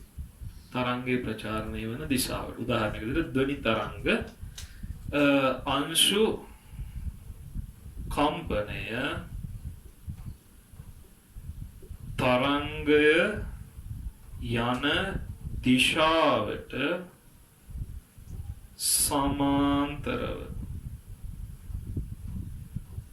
මෙයාගේ අංශු කම්පණය වෙන්නේ ලම්බකව. උදාහරණයක් විදිහට ගත්තාම මෙහෙම ජල තරංග ගමුකෝ. ජල තරංගය යන්නේ මෙහෙමනේ. දැන් තරංගය යන්නේ මෙහාට. අංශු කම්පණය වෙන්නේ උඩ පාත. උඩ පාත ගමන් කරගෙන තරංගය හොයනවා. ඒතර තරංගය ගමන් ගන්නා දිශාවට ලම්බකව අංශු කම්පණය වෙන්නේ. ධ්වනි තරංග එහෙම නෑ. ධ්වනි තරංගය මෙහෙම ඉස්සරහට යනවා නම් එයා ඉදිරියට සහ පසුපසට ඔන්න ඔය ආකාරයට කම්පණය වෙනවා. ඒවට කියනවා සමාන්තරව කම්පණය වෙනවා කියන්නේ. දැන් මේකට උදාහරණ අපි ලියමු. අන්වයම තරංග වලට උදාහරණ තමයි පුතේ ධ්වනිය. කවදාවත් අමතක කරන්න එපා. ධ්වනිය තමයි ප්‍රධාන වශයෙන් උදාහරණය වෙන්නේ අන්වයම තරංගයට. ඊළඟ පුතේ තීරයක් තරංග වලට උදාහරණයේ විදිහට ජල තරංග අනිවාර්යෙන් මතක තියාගන්න. ජල තරංග. විද්‍යුත් චුම්බක තරංග වර්ග කිහිපයක් තියෙනවා. අපි ඒවා ලියමු මෙහෙම.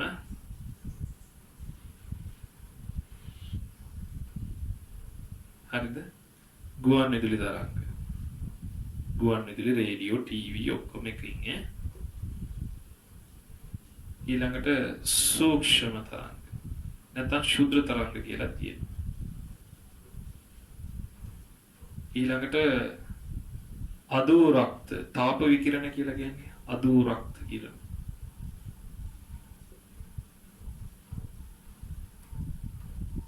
ඊළඟට අදූරක්ත වලින් පස්සේ දෘශ්‍ය ආලෝකය. දෘශ්‍ය ආලෝකයෙන් පස්සේ පාරජම්බූල කිරණ. පාරජම්බූල කිරණ. තව වර්ගයක් තමයි X කිරණ. අනිත් වර්ගය තමයි ගැමා කිරණ.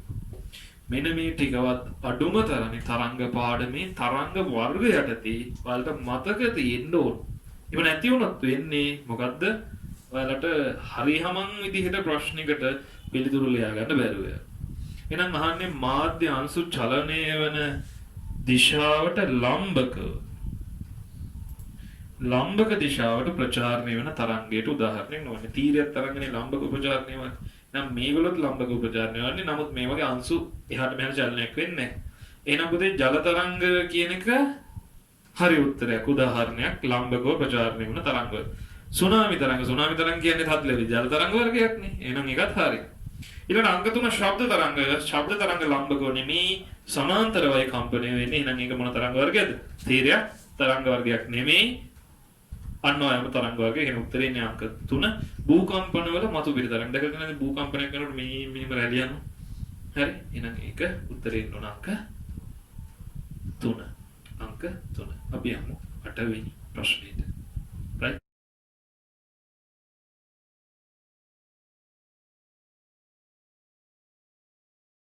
ඊළඟට ශාක පටක සම්බන්ධ පොඩි ප්‍රශ්නයක් තියෙනවා. දෘಢස්තර පටකයක ලක්ෂණ පිළිබඳ වැරදි වර්ණය තෝරන්න. ඉස්සල්ලාම් පොතේ අපි ශාක පටක වර්ගීකරණ සටහන පොඩ්ඩක් මතක් කරගෙන ඉමු. ඒ සටහන ඔයාලා ෂෝට් නෝට් එකක් විදිහට මේ ගමම්ම පොතකට හරි මොකකට හරි කොලයකට හරි අරගෙන ඒක පාඩම් කරගන්න. පිළිවෙලක් ඕනේ නැහැ. ප්‍රශ්නෙන් ප්‍රශ්නෙට අදාළ ෂෝට් නෝට් එකක් මම දෙනවානේ. පිළිවෙලක් ඕනේ නැහැ. පේපර් එකේ පිළිවෙල ලියා ගන්න ඕනේ. එතකොට ඔයාලා මේ පිළිවෙලට පාඩම් කරන්න. මොකද විභාගෙටත් තියෙන පිළිවෙලට නෙමෙයිනේ මික්ස් එකක් නෙන්නේ.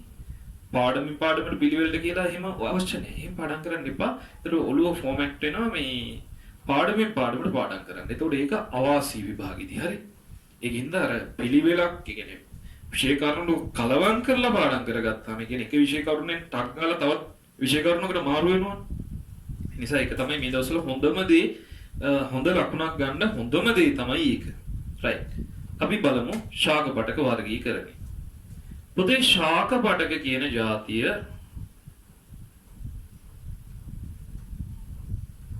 ප්‍රධාන කොටස් දෙකකට බෙදෙනවා. පළවෙනි වර්ගය තමයි ස්ථීර ශාක පටක. අනිත් එක තමයි විභාජක පටක කියන්නේ. මම මේ විභාජක පටක පොඩ්ඩක් ඈතට ගෙනියන්න. ස්ථීර පටක විභාජක පටක. හරි. විභාජක කියලා කියන්නේ නිරන්තරයෙන්ම පටකයේ සෛල සංඛ්‍යාව වෙනස් වෙනවා.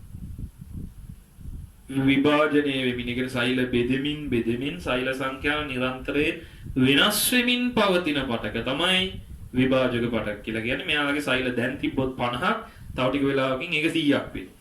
කියන විභාජනයේ වැඩිවීම සිද්ධ වෙනවා. විභාජක පටක පිහිටන ස්ථාන අනුව පුතේ ප්‍රධාන විභාජක පටක වර්ග 3කට බෙදිය හැකි.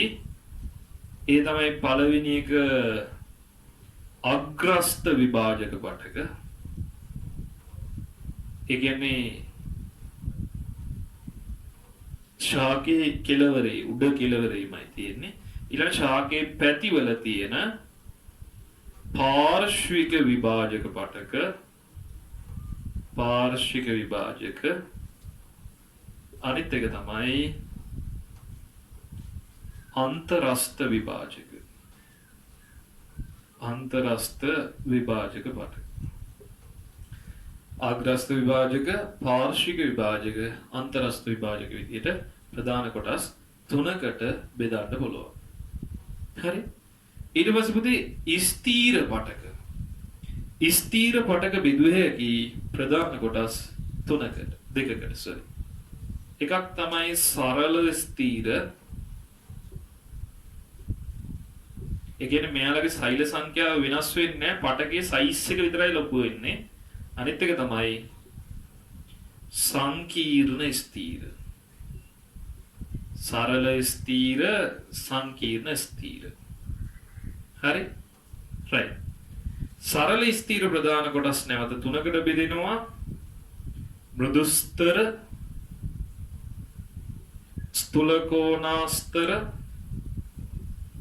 ස්ථූලකෝණාස්තර, අනිත් එක තමයි දෘಢස්තර. සංකීර්ණ ස්ථීර පටක බෙදෙනවා කොටස් දෙකකට. එකක් තමයි ශෛලම පටකය, අනිත් එක ෆ්ලෝයම. ෆ්ලෝයම කියලා කියනවා. ෆ්ලෝයම පටකය. මෙන්න මේ විදිහට වර්ගීකරණ සටහන හොඳට මතක තියෙනවා. මම බෝඩ් එකේ පොඩ්ඩක් ඉවත් වෙන්න. ටක් ගාලා මොනා කරන්නද? මේක ඇදගන්න.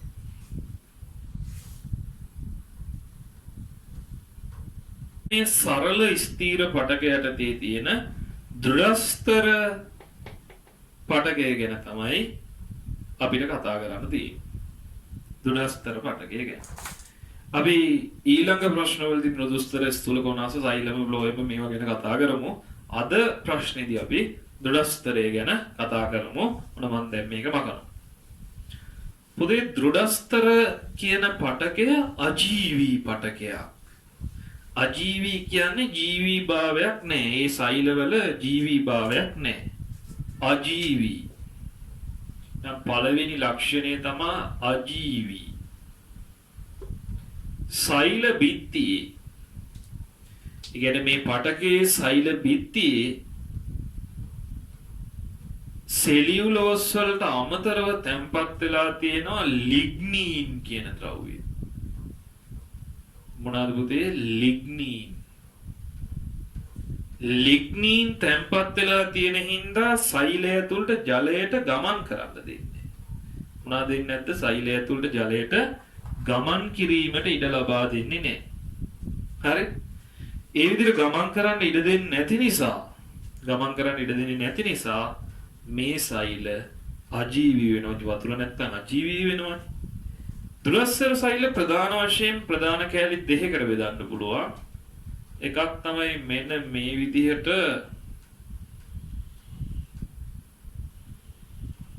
කෙන්දක් වගේ ආකාරය දෙන මේක මෙහෙම තියෙන පොඩි සිදුරු වගේක් මේ තියෙන සෛල බිත්තිය කෙන්දක් වගේ ආකාරය තියෙන මේවට කියන්නේ පුතේ දෘಢස්තර තන්තු කියලා. දෘಢස්තර තන්තු අජීවීය. ඒ වගේම මෙන්න මෙහෙම රවුම් ඕවලාකාර හැඩති. රවුම් නෙමෙයි ඕවලාකාර හැඩති සෛල වර්ගයක් තියෙනවා.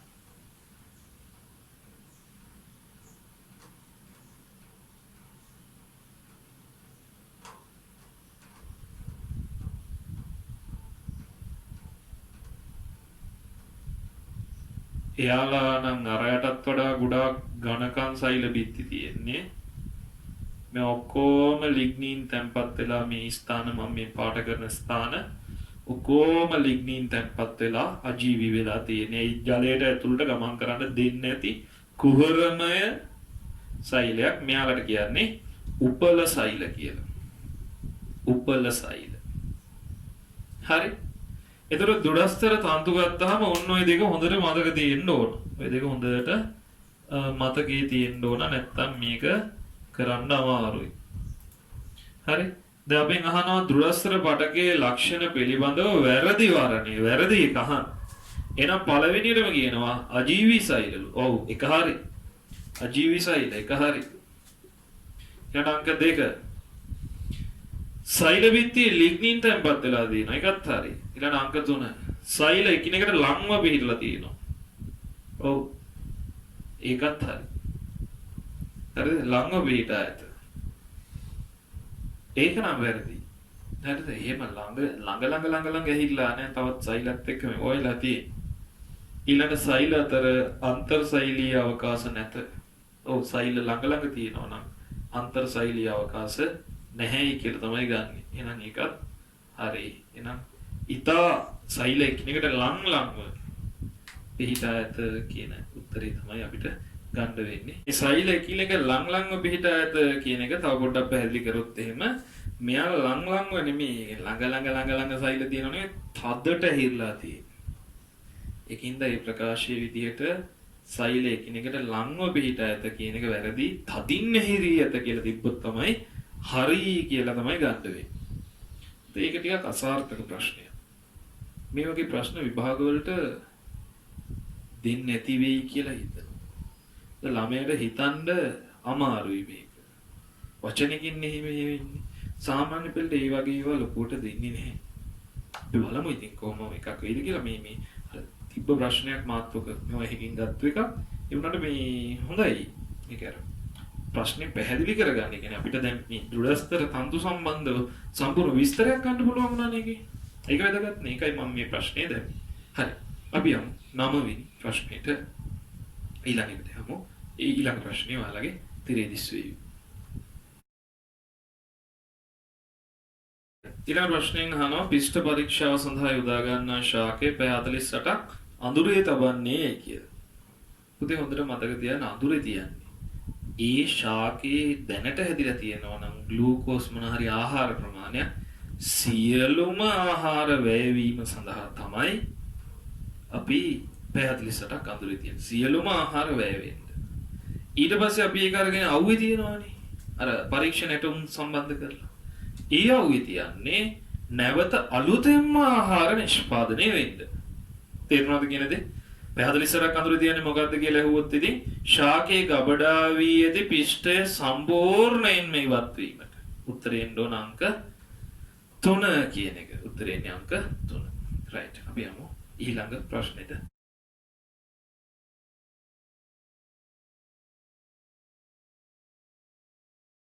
හොඳයි.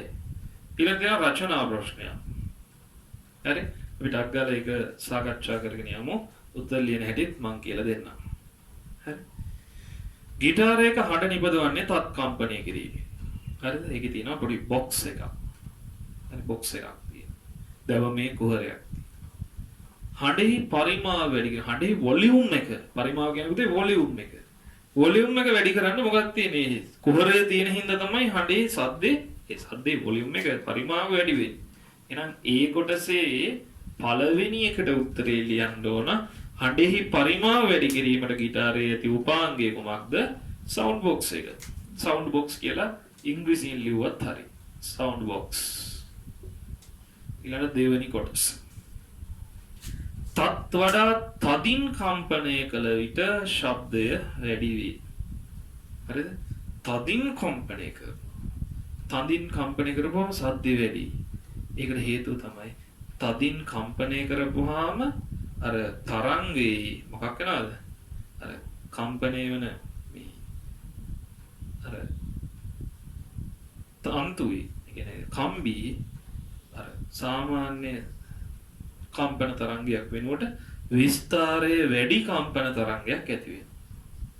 විස්තරය වැඩි වෙනවා කියන්නේ හඬේ සැර වැඩි වෙනවා කියන එක. විස්තරය වැඩි වෙනවා කියන්නේ හඬෙහි සැර වැඩි වේ කියන එක තමයි උත්තරේට එන්නේ. හඬෙහි සැර වැඩි වේ. right? තේරුණා නේද දරුවනේ? එතන හඬේ සැර වැඩි වේ කියලා තමයි උත්තරේට ගන්න වෙන්නේ. right. එහෙනම් කම්පණය වලට ශබ්දේ වැඩි වී මේ පහදන්න මෙහෙම ලියුවනම් හරි. හරිද? තදින් කම්පණය කළ විට හරි මම ලියන්න නැතුව ඉන්නම්. මෙන්න මෙහෙම ලියන්න ඔයාලා. තදින් කම්පණය කළ විට තන්තුවේ එහෙම නැත්නම් කම්බියේ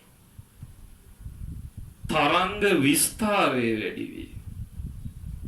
තරංග විස්තාරය වැඩි වේ. එම නිසා හඬේසර වැඩි වේ. එම නිසා හඬේසර වැඩි වේ කියන. ඊළඟට අංක 3. ගිටාරෙහි විවිධ වර්ගයේ තත් ඇත්තේ. තත් වර්ග උඩ කම්බිය පටන් ගත්තාම පල්ලයට යන්න යන කම්බිය හීනි වෙනවා. ඒකට හේතුව තමයි කම්බිය හීනි වෙන්න ධ්වනි තරංගයේ සංඛ්‍යාතය කියන්නේ ඒ තරංගයෙන් කියන්නේ තත කම්පණය නැති කරන තරංගයේ සංඛ්‍යාතය වෙනස් වෙනවා. සංඛ්‍යාතය වෙනස් වෙනවා කියලා කියන්නේ ස්වරය වෙනස් වෙනවා. සාද රීද ගාද සාරේ ගා මා පාද නී සා ඔය ආකාරයට ගියාම මේ ස්වරය වෙනස් වෙනවා. right ලියමු අපි මේම ලියමු.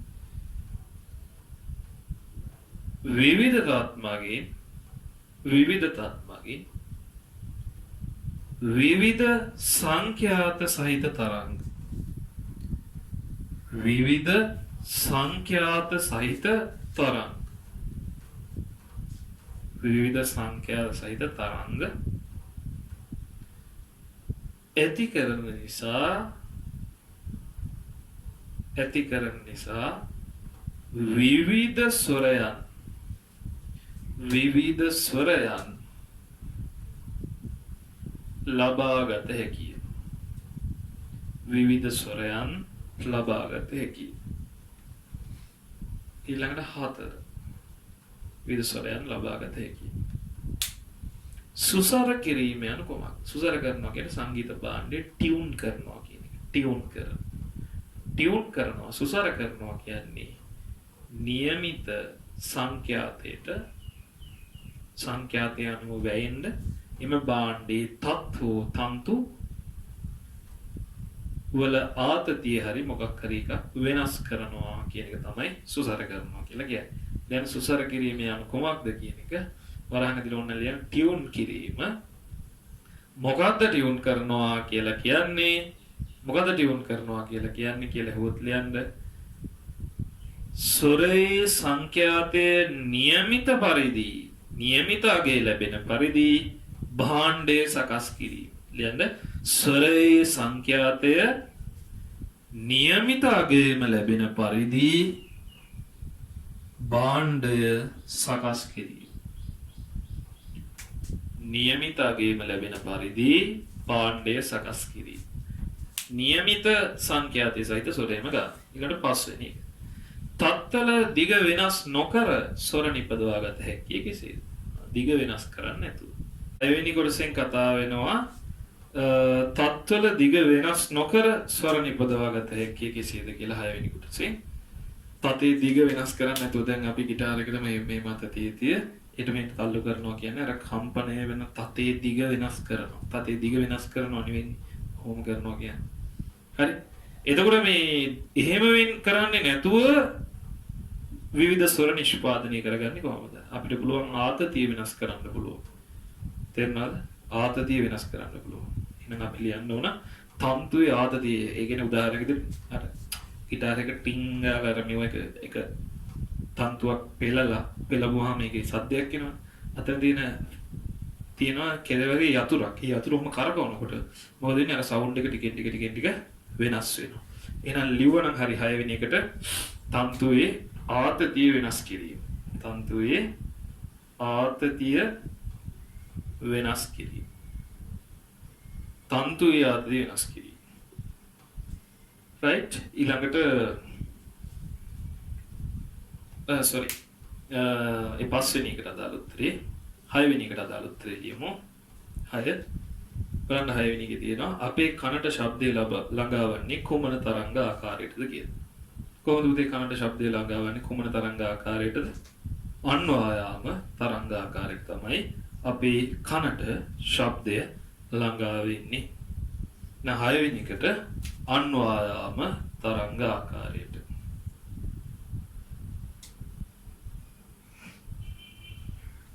ඊළඟට පළවෙනි කොටස B එකේ. දවුලක් සුසර කරගන්නේ හි ධාරයේ වටායට තන්තුවේ දිවින් දවුලේ දිනවනේ අර මේවාගේ හොඳට අදින්න ඕනේ. ඒක තමයි සුසර වෙන්නේ. හරි. පටලේ කම්පනයේ මගින් ශබ්දේ නිපදවන භාණ්ඩම් මේ බෙර වර්ග උණතන් දැන් ගැට බෙරේ යක් බෙරය දවුල නැතුව තම්මැට්ටම උඩෙක්කිය රබාන ඔය ඕනේ ගල්ලිය. දවුල වටා ඇති තන්තු අර වටේට තියෙනවනේ ඔහොම දාලා ලණු වගේ අදලා ඒවා හිර කරපුවාම තන්තු තද කිරීමෙන් පටලේ ඇතිවන වෙනස්කම් ලියන්න. මොකද වෙන්නේ පුතේ? පටලේ ඇදීම වැඩි වෙනවා. එහෙම නැත්නම් කියන්න පටලේ ආතතිය වැඩි වෙනවා කියලා කියන්න පුළුවන්කම තියෙනවා. එහෙනම් භාණ්ඩ දෙකක් ලියන්න පුළුවන් ඔයාලට. ඊට පස්සේ අපේ දවුල වටා ඇති තන්තු තද කිරීමෙන් පටලේ ඇති වෙන වෙනස්කම් මොනවාද කියලා කිව්වහම ආතතිය වෙනස් වීම කියලා ලියන්න පුළුවන්. ආතතිය වෙනස් වීම කියලා ලියන්න පුළුවන්. right. අපි C කොටසේ ප්‍රශ්න වලට කොහොමම උත්තර ටික ටක් ගාලා සාකච්ඡා කරමු. බලන්නකෝ පෘථිවියේ ප්‍රධාන ශක්ති ප්‍රභවය සූර්යයා. හිරු එළිය. එතකොට මේ හිරු එළිය වර්ණ හතකින් යුක්තයි. ඒවා අනුපිළිවෙල ලියන්න. අනේ දේ දුන්නේ වර්ණ හත ලියන්න තියෙන්නේ. ඒක ඉතින් මේ එක එක ආකාරයට දම් ඉඳලා අඩු වෙන පිළිවෙලට ලියන්නත් පුළුවන්. රතු ඉඳලා වැඩි වෙන පිළිවෙලට ලියන්නත් පුළුවන්. කොහොම හරි කමන්නේ.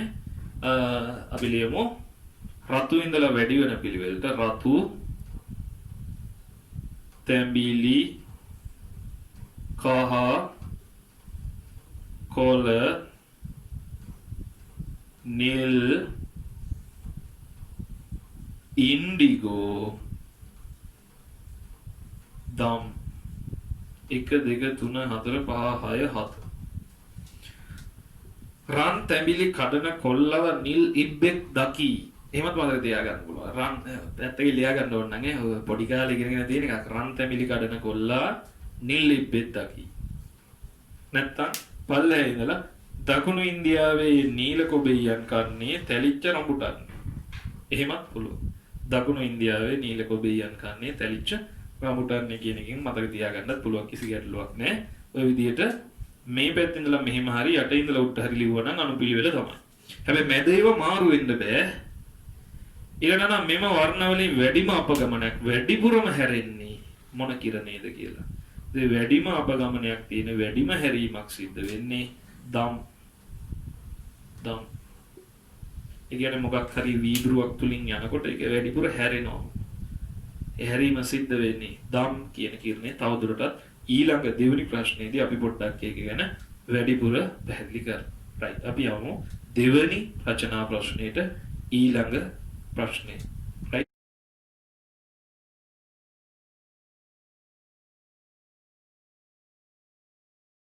අපිට දැන් ඊළඟට තියෙනවා දෙවෙනි ප්‍රශ්නේදී පහතින් දක්වා ඇත්තේ සැරසිලි කරන ලද පාරදෘශ්‍ය ද්‍රව්‍යකින් සාදන ලද නිර්මාණය. පුතේ පාරදෘශ්‍ය ද්‍රව්‍යයක් කියන්නේ ආලෝකය ගමන් කරන ද්‍රව්‍යයක් තමයි පාරදෘශ්‍ය ද්‍රව්‍යයක් කියලා කියන්නේ. එහිදී වාතය පැමිණෙන ආකාරයේ, ඒ කියන්නේ ආලෝක කිරණයක් පැමිණෙන ආකාරය මෙන්න මේ සටහනින් දක්වනවා. බලන්න මේ X කියන තැනින් පටන් අරගෙන ආලෝක කිරණය මෙන්න මේ පළවෙනි මාධ්‍ය හරහා ගමන් කරනවා. ඊට පස්සේ පළවෙනි මාධ්‍යයේ ඉඳලා දෙවෙනි මාධ්‍යයට යනකොට මෙන්න මේ අපේක්ෂිත ගමන් මාර්ගයෙන් එනද මෙහෙම යන්න පොඩ්ඩක් හැරෙනවා. හැරිලා ගිහිල්ලා තුන්වෙනි මාධ්‍යයට ඇතුල් වෙන්නේ නැතුව ඔන්නෝම යනවා. ඔය ටික තමයි තියෙන්නේ විස්තරය. හරි? මම ඔයාලට ආලෝකය සම්බන්ධ ආලෝක වර්ධනය සම්බන්ධ තියරි පාර්ට් එක උගන්න තව වීඩියෝ එකක් කරනවා. ඒක හොඳට බලන්න. හරි? right? බලන්න X හරහා එන කිරණ අපගමනය නොවි ගමන් කරන්නේ ඇයි?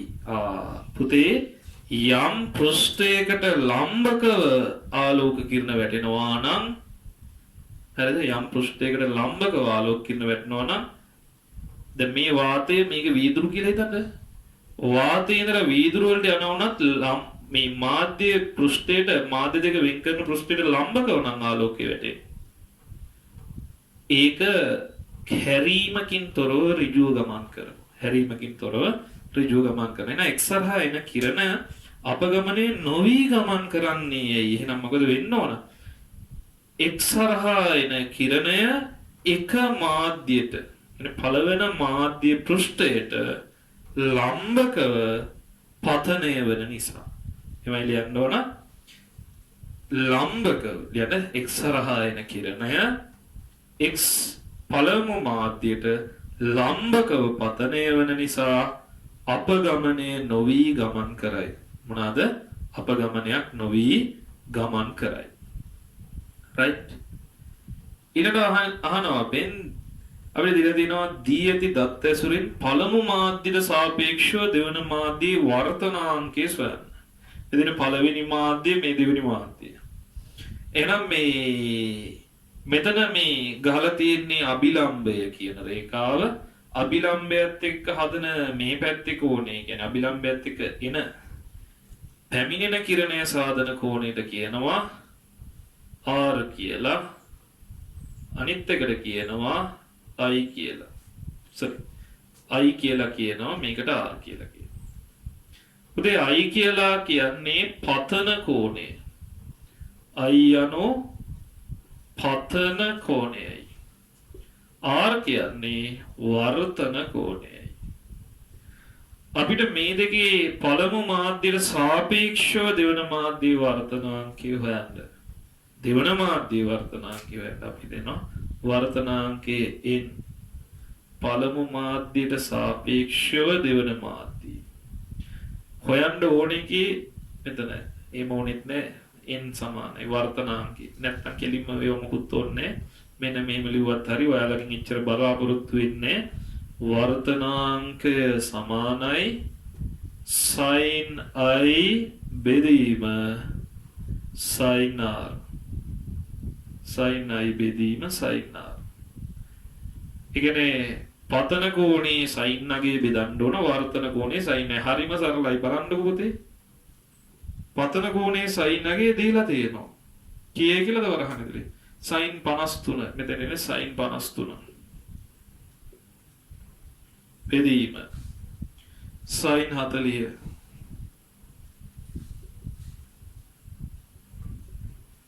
හරි මේ දෙක බෙදුවාම sin 53 යගේ කෙලිම වරහන් ඇතුලේ දීලා තියෙනවා 0.8යි බිඳුවයි කියලා. බෙදීම sin 40 යගේ දීලා තියෙනවා 0.6යි 4යි කියලා. මේ දෙක බෙදන්න. හරි මේ දෙක බෙදුවාම එනවා මම ඕනම් බෙදන්න මේක දශම ස්ථාන දෙකක්. මේකෙන් මෙහාට පන්නපුවාම 64යි මේක මෙහාට පන්නපුවාම 80යි. 80 බෙදීම 64 කියලා. 80ට 64 එකයි එකරක් එක එකරක් 64යි 16 ඉතුරුයි. 160ට දශම දෙකයි 160 ඒවා දෙකක් 64 ඒවා දෙකක් 128යි. තව ඉතුරුයි දෙකයි 42ක් ඉතුරුයි 420ට 64 ඒවා පහක් විතර තියෙන්නේ. දෙවරක් රෝපා 20යි බිංදු දානවා දෙකක් ඉතුරුයි 5රක්යි 30යි. sorry 6ක් විතරයි. 6වරක් 4 4 දානවා දෙකක් ඉතුරුයි 6වරක්යි 30යි දෙකයි 38යි. ඊට පස්සේ ඉතුරුයි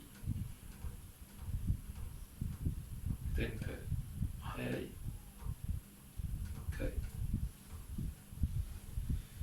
හරිද? 6යි 11න් 8ක් අඩු කරපුවාම 11න් 8ක් අඩු කරපුවාම 3:36යි 300ට ගියේ. ඊට පස්සේ 1.6යි කියලා වගේ තමයි උත්තරයක් එන්නේ. මේ දක්වා සුළු කරන්න ඇති. මේක ඉතින් බෙදා ගන්න එක මහ දෙයක් නෙමෙයි. හරි? මේක හදා ගන්න ටක් කරලා. රයිට් මේක බෙදා ගන්න එක ලොකු දෙයක් කරගන්නත් එපා. රයිට්? රයිට්. ඊළඟ ගානට අපි යමු. මම මේක මකනවා.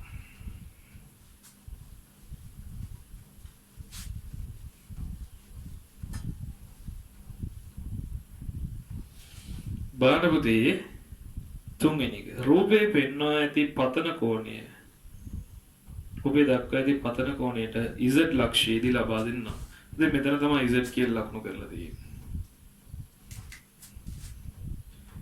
z වලදී මෙන්න මේක තමයි පතන කෝණය, මේ එන කිරණේ හදන කෝණය, මේක තමයි වර්තන කෝණය 90යි.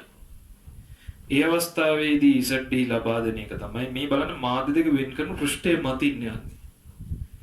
යම් කිරණයක් එක් මාධ්‍යයක ඉඳලා තවත් මාධ්‍ය වෙනකොට හැරිලා අංශක 90කින් වර්ධනය වෙනවා නම් ඒ අවස්ථාවේදී පතන කෝණයට අපි කියනවා C. එහෙම නැත්නම් අවදි කෝණය කියලා.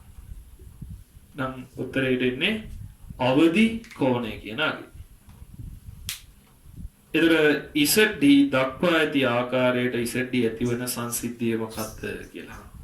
පුතේ මේ විදිහට දැන් බලන්න අපේක්ෂා කරන්නේ මෙන්න මෙහිමයි කියලා. ඒ වුණාට යන්නේ මෙහෙම වෙලා මෙහෙම හැරිලා. මේකේ අවස්ථාව තමයි අවදි අවස්ථාව. හරිද? මේ අවස්ථාව සංසිද්ධිය හඳුන්වන නම අවදි අවස්ථාව. හරි? එහෙම නැත්නම් මේක සිද්ධ වෙන්නේ අවදි අවස්ථාවක් ඇති වෙන්නේ ගහන මාධ්‍යක සිට විරල මාධ්‍යයකට ආලෝක කිරණය ගමන් කරනකොට. හරි? මේක මම තව විස්තර කරන වීඩියෝ එකක් අනිවාර්යෙන්ම ඔයාලට දානවා. හරි? දැනට උත්තරේ ලියා ගන්න. Z හි දක්වා ඇති ආකාරයට ඇති වන සංසිද්ධියේ නම අවදි අවස්ථාව නැත්නම් හරිද? ගහන මාධ්‍යක සිට විරල මාධ්‍යයකට ආලෝක කිරණය ගමන් කිරීම. හරි? ආලෝක කිරණය ගමන් කිරීම කියලා ලියවනම් හරි. right. උදේ ඊළඟට අපෙන් අහනවා ආලෝක වර්ධනය කියන්නේ මොකක්ද කියලා. හරි? ආලෝක වර්ධනය කියන්නේ මෙන්න මෙහෙමයි ලියන්න ඕන. මෙතන හිතන්නකෝ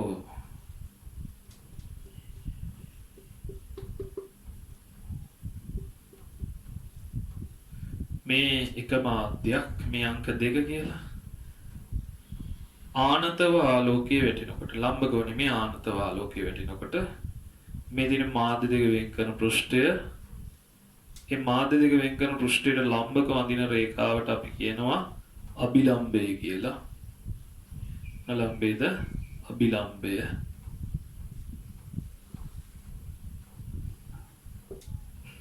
හරි? දැන් මේ පැමිණෙන කිරණයට තමයි පතන කිරණය කියලා කියන්නේ. මේ විදිහට එන කිරණයට කියන්නේ පතන කිරණය. දැන් මේක මේ මාර්ගයේ ඔස්සේ තමයි යන්න බලාපොරොත්තු වෙන්නේ. මේ මාර්ගයේ ඔස්සේ තමයි යන්න බලාපොරොත්තු. ඒ වුණාට යන්නේ වෙනස්ම මාර්ගයක් දිගේ. ඒ කියන්නේ මේ යන මාර්ගයේ දිගේ පොඩ හැරෙනවා පැත්තට. ඒතර මෙතන කෝණයට වඩා මෙතන කෝණයගේ එක්ක අඩු වෙන්නත් පුළුවන් නැත්නම් මේක එළියට නැමිලා වැඩි වෙන්නත් පුළුවන්. ඒතර මොකද්ද ආලෝක වර්ධනය කියන්නේ කියලා අපි ලියන්න ඕන. එක් මාධ්‍යක සිට තවත් මාධ්‍යයකට හරිද? ආලෝක කිරණයක් ගමන් කරන විට નિયમિત ගමන් මාර්ගයේ ආලෝක කිරණය අපගමනය වීම වෙනවා කියන්නේ හැරෙනවා. අපගමනය වීම ආලෝක වර්ධනය. ඒ කියන්නේ નિયમિત ගමන් මාර්ගය යනකොට හැරෙනවා. එක්කෝ අභිලම්බයේ මෙහෙම පැත්තට හැරෙනවා නැත්නම් අභිලම්බයේ ඉවතට හැරෙනවා. ඔය දෙකෙන් ඕන එකක් වෙන්න පුළුවන්. හරි? තේරුණාද කියන දේ? එහෙනම් පුතේ අපි මෙන්න මේක ලියාගමු ලියන්න. එක් මාධ්‍යක සිට තවත් මාධ්‍යයකට ආලෝක කිරණයක් ගමන් කිරීමේදී මාධ්‍ය දෙක වෙන් කරන පෘෂ්ඨයේ ආලෝක කිරණය අපගමනය වීම ආලෝක වර්ධනය.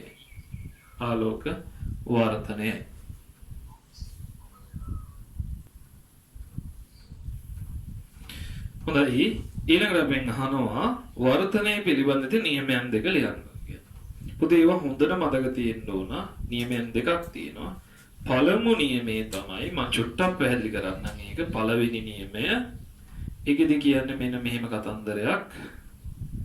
මේ තියෙන්නේ මෙහෙම පැමිණෙන කිරණයට කියන්නේ දරුවනේ පතන කිරණය කියලා. පතන කිරණය.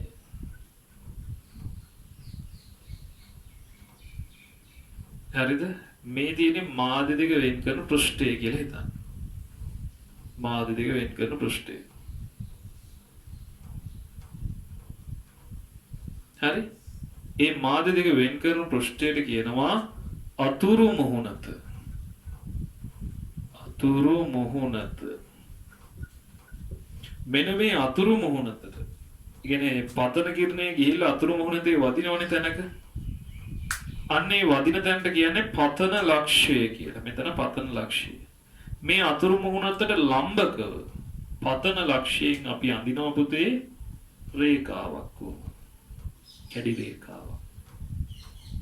අන්න ඒකට කියනවා දරුවනේ අපි අභිලම්බය කියලා. අභිලම්බය. දැන් අපි හිතාගෙන ඉන්නේ මේක එක මාධ්‍ය, මේක පළවෙනි මාධ්‍ය, මේක දෙවෙනි මාධ්‍ය. දැන් අපි හිතන්නේ මෙන්න මෙහෙම මේ දිගේම ඔන්නෝම යයි කියලා ආලෝක කිරණය. ඒ වුණාට එහෙම වෙන්නේ නැහැ. ඒක චුට්ටක් විතර පැත්තට හැරෙනවා. මම මේ අභිලම්බය පැත්තට හරවලා අඳින්න. අභිලම්බය පැත්තට හරවලා අඳින්න. මේකට කියන්නේ I පතන කෝණය, මේකට කියන්නේ R වර්තන කෝණය.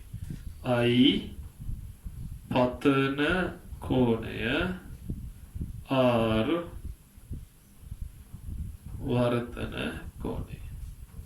පතන කෝණයයි වර්තන කෝණය දෙක තමයි හොදී. හරි? එතකොට අපි මෙන්න මේ සටහනට අනුව මොකද්ද අපි මේ දැනගත යුත්තේ පළමු නියමය සහ දෙවන නියමය ගැන කියලා හොඳට මතක තියාගන්න. පුතේ පළමු නියමය කියලා කියන්නේ මොන නියමයේද? අංක 1 නියමය කියලා කියන්නේ හොඳට මතක තියාගන්න. පළමු නියමයෙන් කියන්නේ පතන කිරණයක්. වර්තන කිරණය. මේ කිරණයට හැරිලා යන කිරණයට කියන්නේ පුතේ වර්තන කිරණය. ඕනනම් මේක ඇඳ ගන්න. අමතක නම්. මේක ඇඳගෙන මේ යටින් ලියන්න එක නියමයේ කියලා පතන කිරණයයි වර්තන කිරණයයි අභිලම්බයයි තුනම එකම තලයක පිහිටයි. මොකද පළවෙනි නියමයෙන් කියන්නේ එකම තලයක පිහිටයි. right? එහෙනම් අපි ලියන්න ඕන පතන කිරණයත් වර්තන කියරණයත් පතන ලක්ෂයේදී අතුරු මොහොතට අඳින ලද අභිලම්බයත් එකම තලයක පිහිටයි. අන්නේ පළමු නියමය හරියට ලියන්න.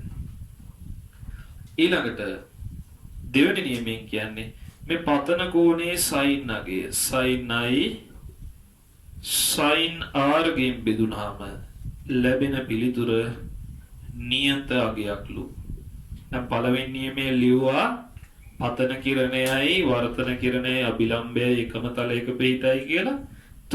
දෙවෙනි නියමයෙන් ලියනවා පතන කෝණයේ සයිනය සහ වර්තන කෝණයේ සයිනය අතර බෙදීමට කියන පුතේ අපි අනුපාතය නියතයකි නියතගයකි කියලා ලියවන හරියටම හරි.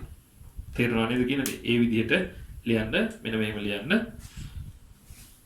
පතන කෝණයේ සයිනය හා වර්තන කෝණයේ සයිනය අතර අනුපාතය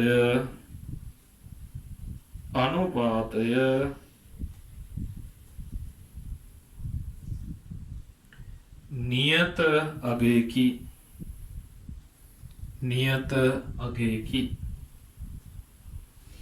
right. තේරුණාද? ඒක නියත අගයකි කියලා තමයි ලියන්න ඕන. වර්තන නියම දෙකත් හොඳට පාඩම් කරගන්න. මම මේ වර්තනය සම්බන්ධව ඔයාලට වීඩියෝ එකක් තියරි වීඩියෝ එකක් දානවා. ඔන්න මම පොරොන්දු වෙනවා ඒක දානවායි කියලා දානවාමයි ඒක.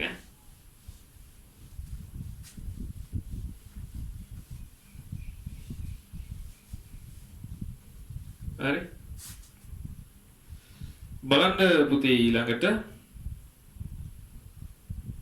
රූපේ ඊළඟ තියෙනවා මේ අවදි කෝණ අවස්ථාව යනු කුමක්ද? පුතේ අවදි කෝණ අවස්ථාව කියන්නේ මොකක්ද කියලා දැනගන්න ඕන. මෙන්න බලන්න. මෙන්න මෙහෙම මේ පැත්තේ තියෙනවා ගහනතර මාධ්‍යයක්. ගහනතර මාධ්‍යයක්. මේ පැත්තේ තියෙනවා විරලතර මාධ්‍යයක්. පුතේ ඔන්න ගහනතර මාධ්‍යයේ ඉඳලා විරලතර මාධ්‍යයට ආලෝක කිරණයක් ගමන් කරන්නයි යන්නේ. මේ තියෙන අභිලම්භය මේව තමයි ගමන් කරන්න යන්නේ.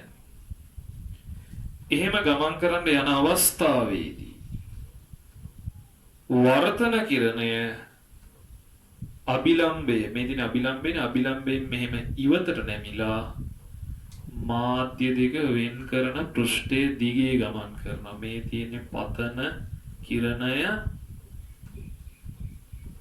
මේ තියෙන්නේ වර්තන කිරණය.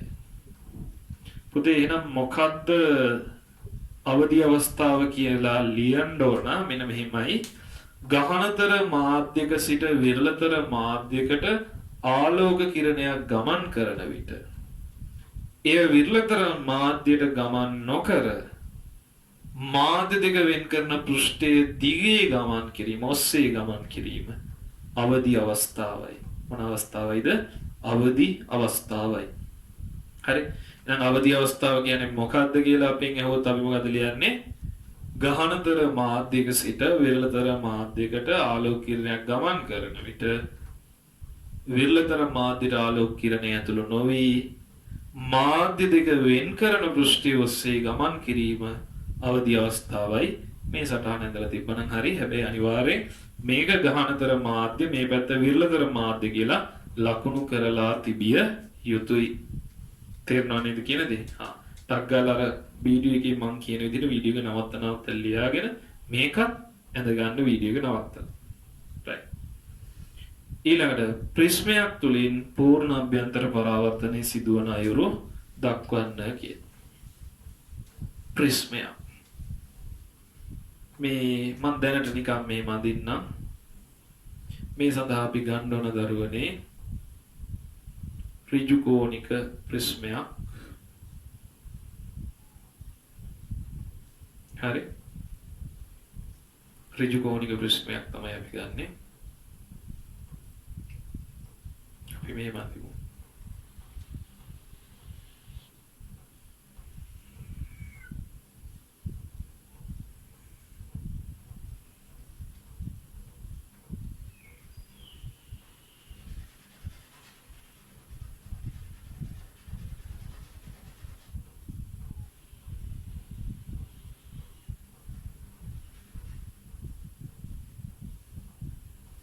මෙන්න මෙහෙන් ආලෝක කිරණයක් ඇතුළු වෙනවා.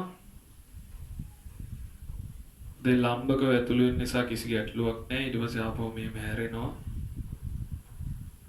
හැරිලා මෙතනින් එළියට යන්නෙත් නෑ. ආපහු සම්පූර්ණ මෙහෙම හැරිලා එළියට යනවා. මෙන්න මේ සටහන දැනට ඇඳගන්න උත්තරේට ඊට පස්සේ අපි මොනවා කරමුද? මේ පාඩමේ තියරි පාර්ට් එක ඔන්න අනිවාර්යෙන් මම දවස් 2-3ක් ඇතුළත ඔයාලට දානවා හොඳට මතකයේ ඉන්න ආලෝකයේ සම්බන්ධ කොටස. right? මේක ඇඳගත්තාම ප්‍රමාණවත් දැනට. හරි. ඔන්න දෙවෙනි පේපර් එක ඔතනින් අවසන් වෙනවා. එහෙනම් පුතේ අපි අදට නවත්තමු. අපි ආය හම්බෙන්නේ බ්‍රහස්පතින්දා දවසේ පේපර් එකෙන්. දැන් ඔයාලා අද පේපර් එක කරලා ඇති. ඒ එකම මේකෙන් දෙන ෂෝට් නෝට් එකත් හරියටම ලියා ගන්න. හොඳේ? එහෙනම් හොඳයි අපි ඊළඟ දවසේ හම්බෙමු. එහෙනම් පුතේ ඔයාලට බ්‍රහස්පතින්දා හම්බ වෙනකල් ඔයාලා සියලුම දෙනාට සුබ සතියක් ප්‍රාර්ථනා කරනවා. ආයුබෝවන්.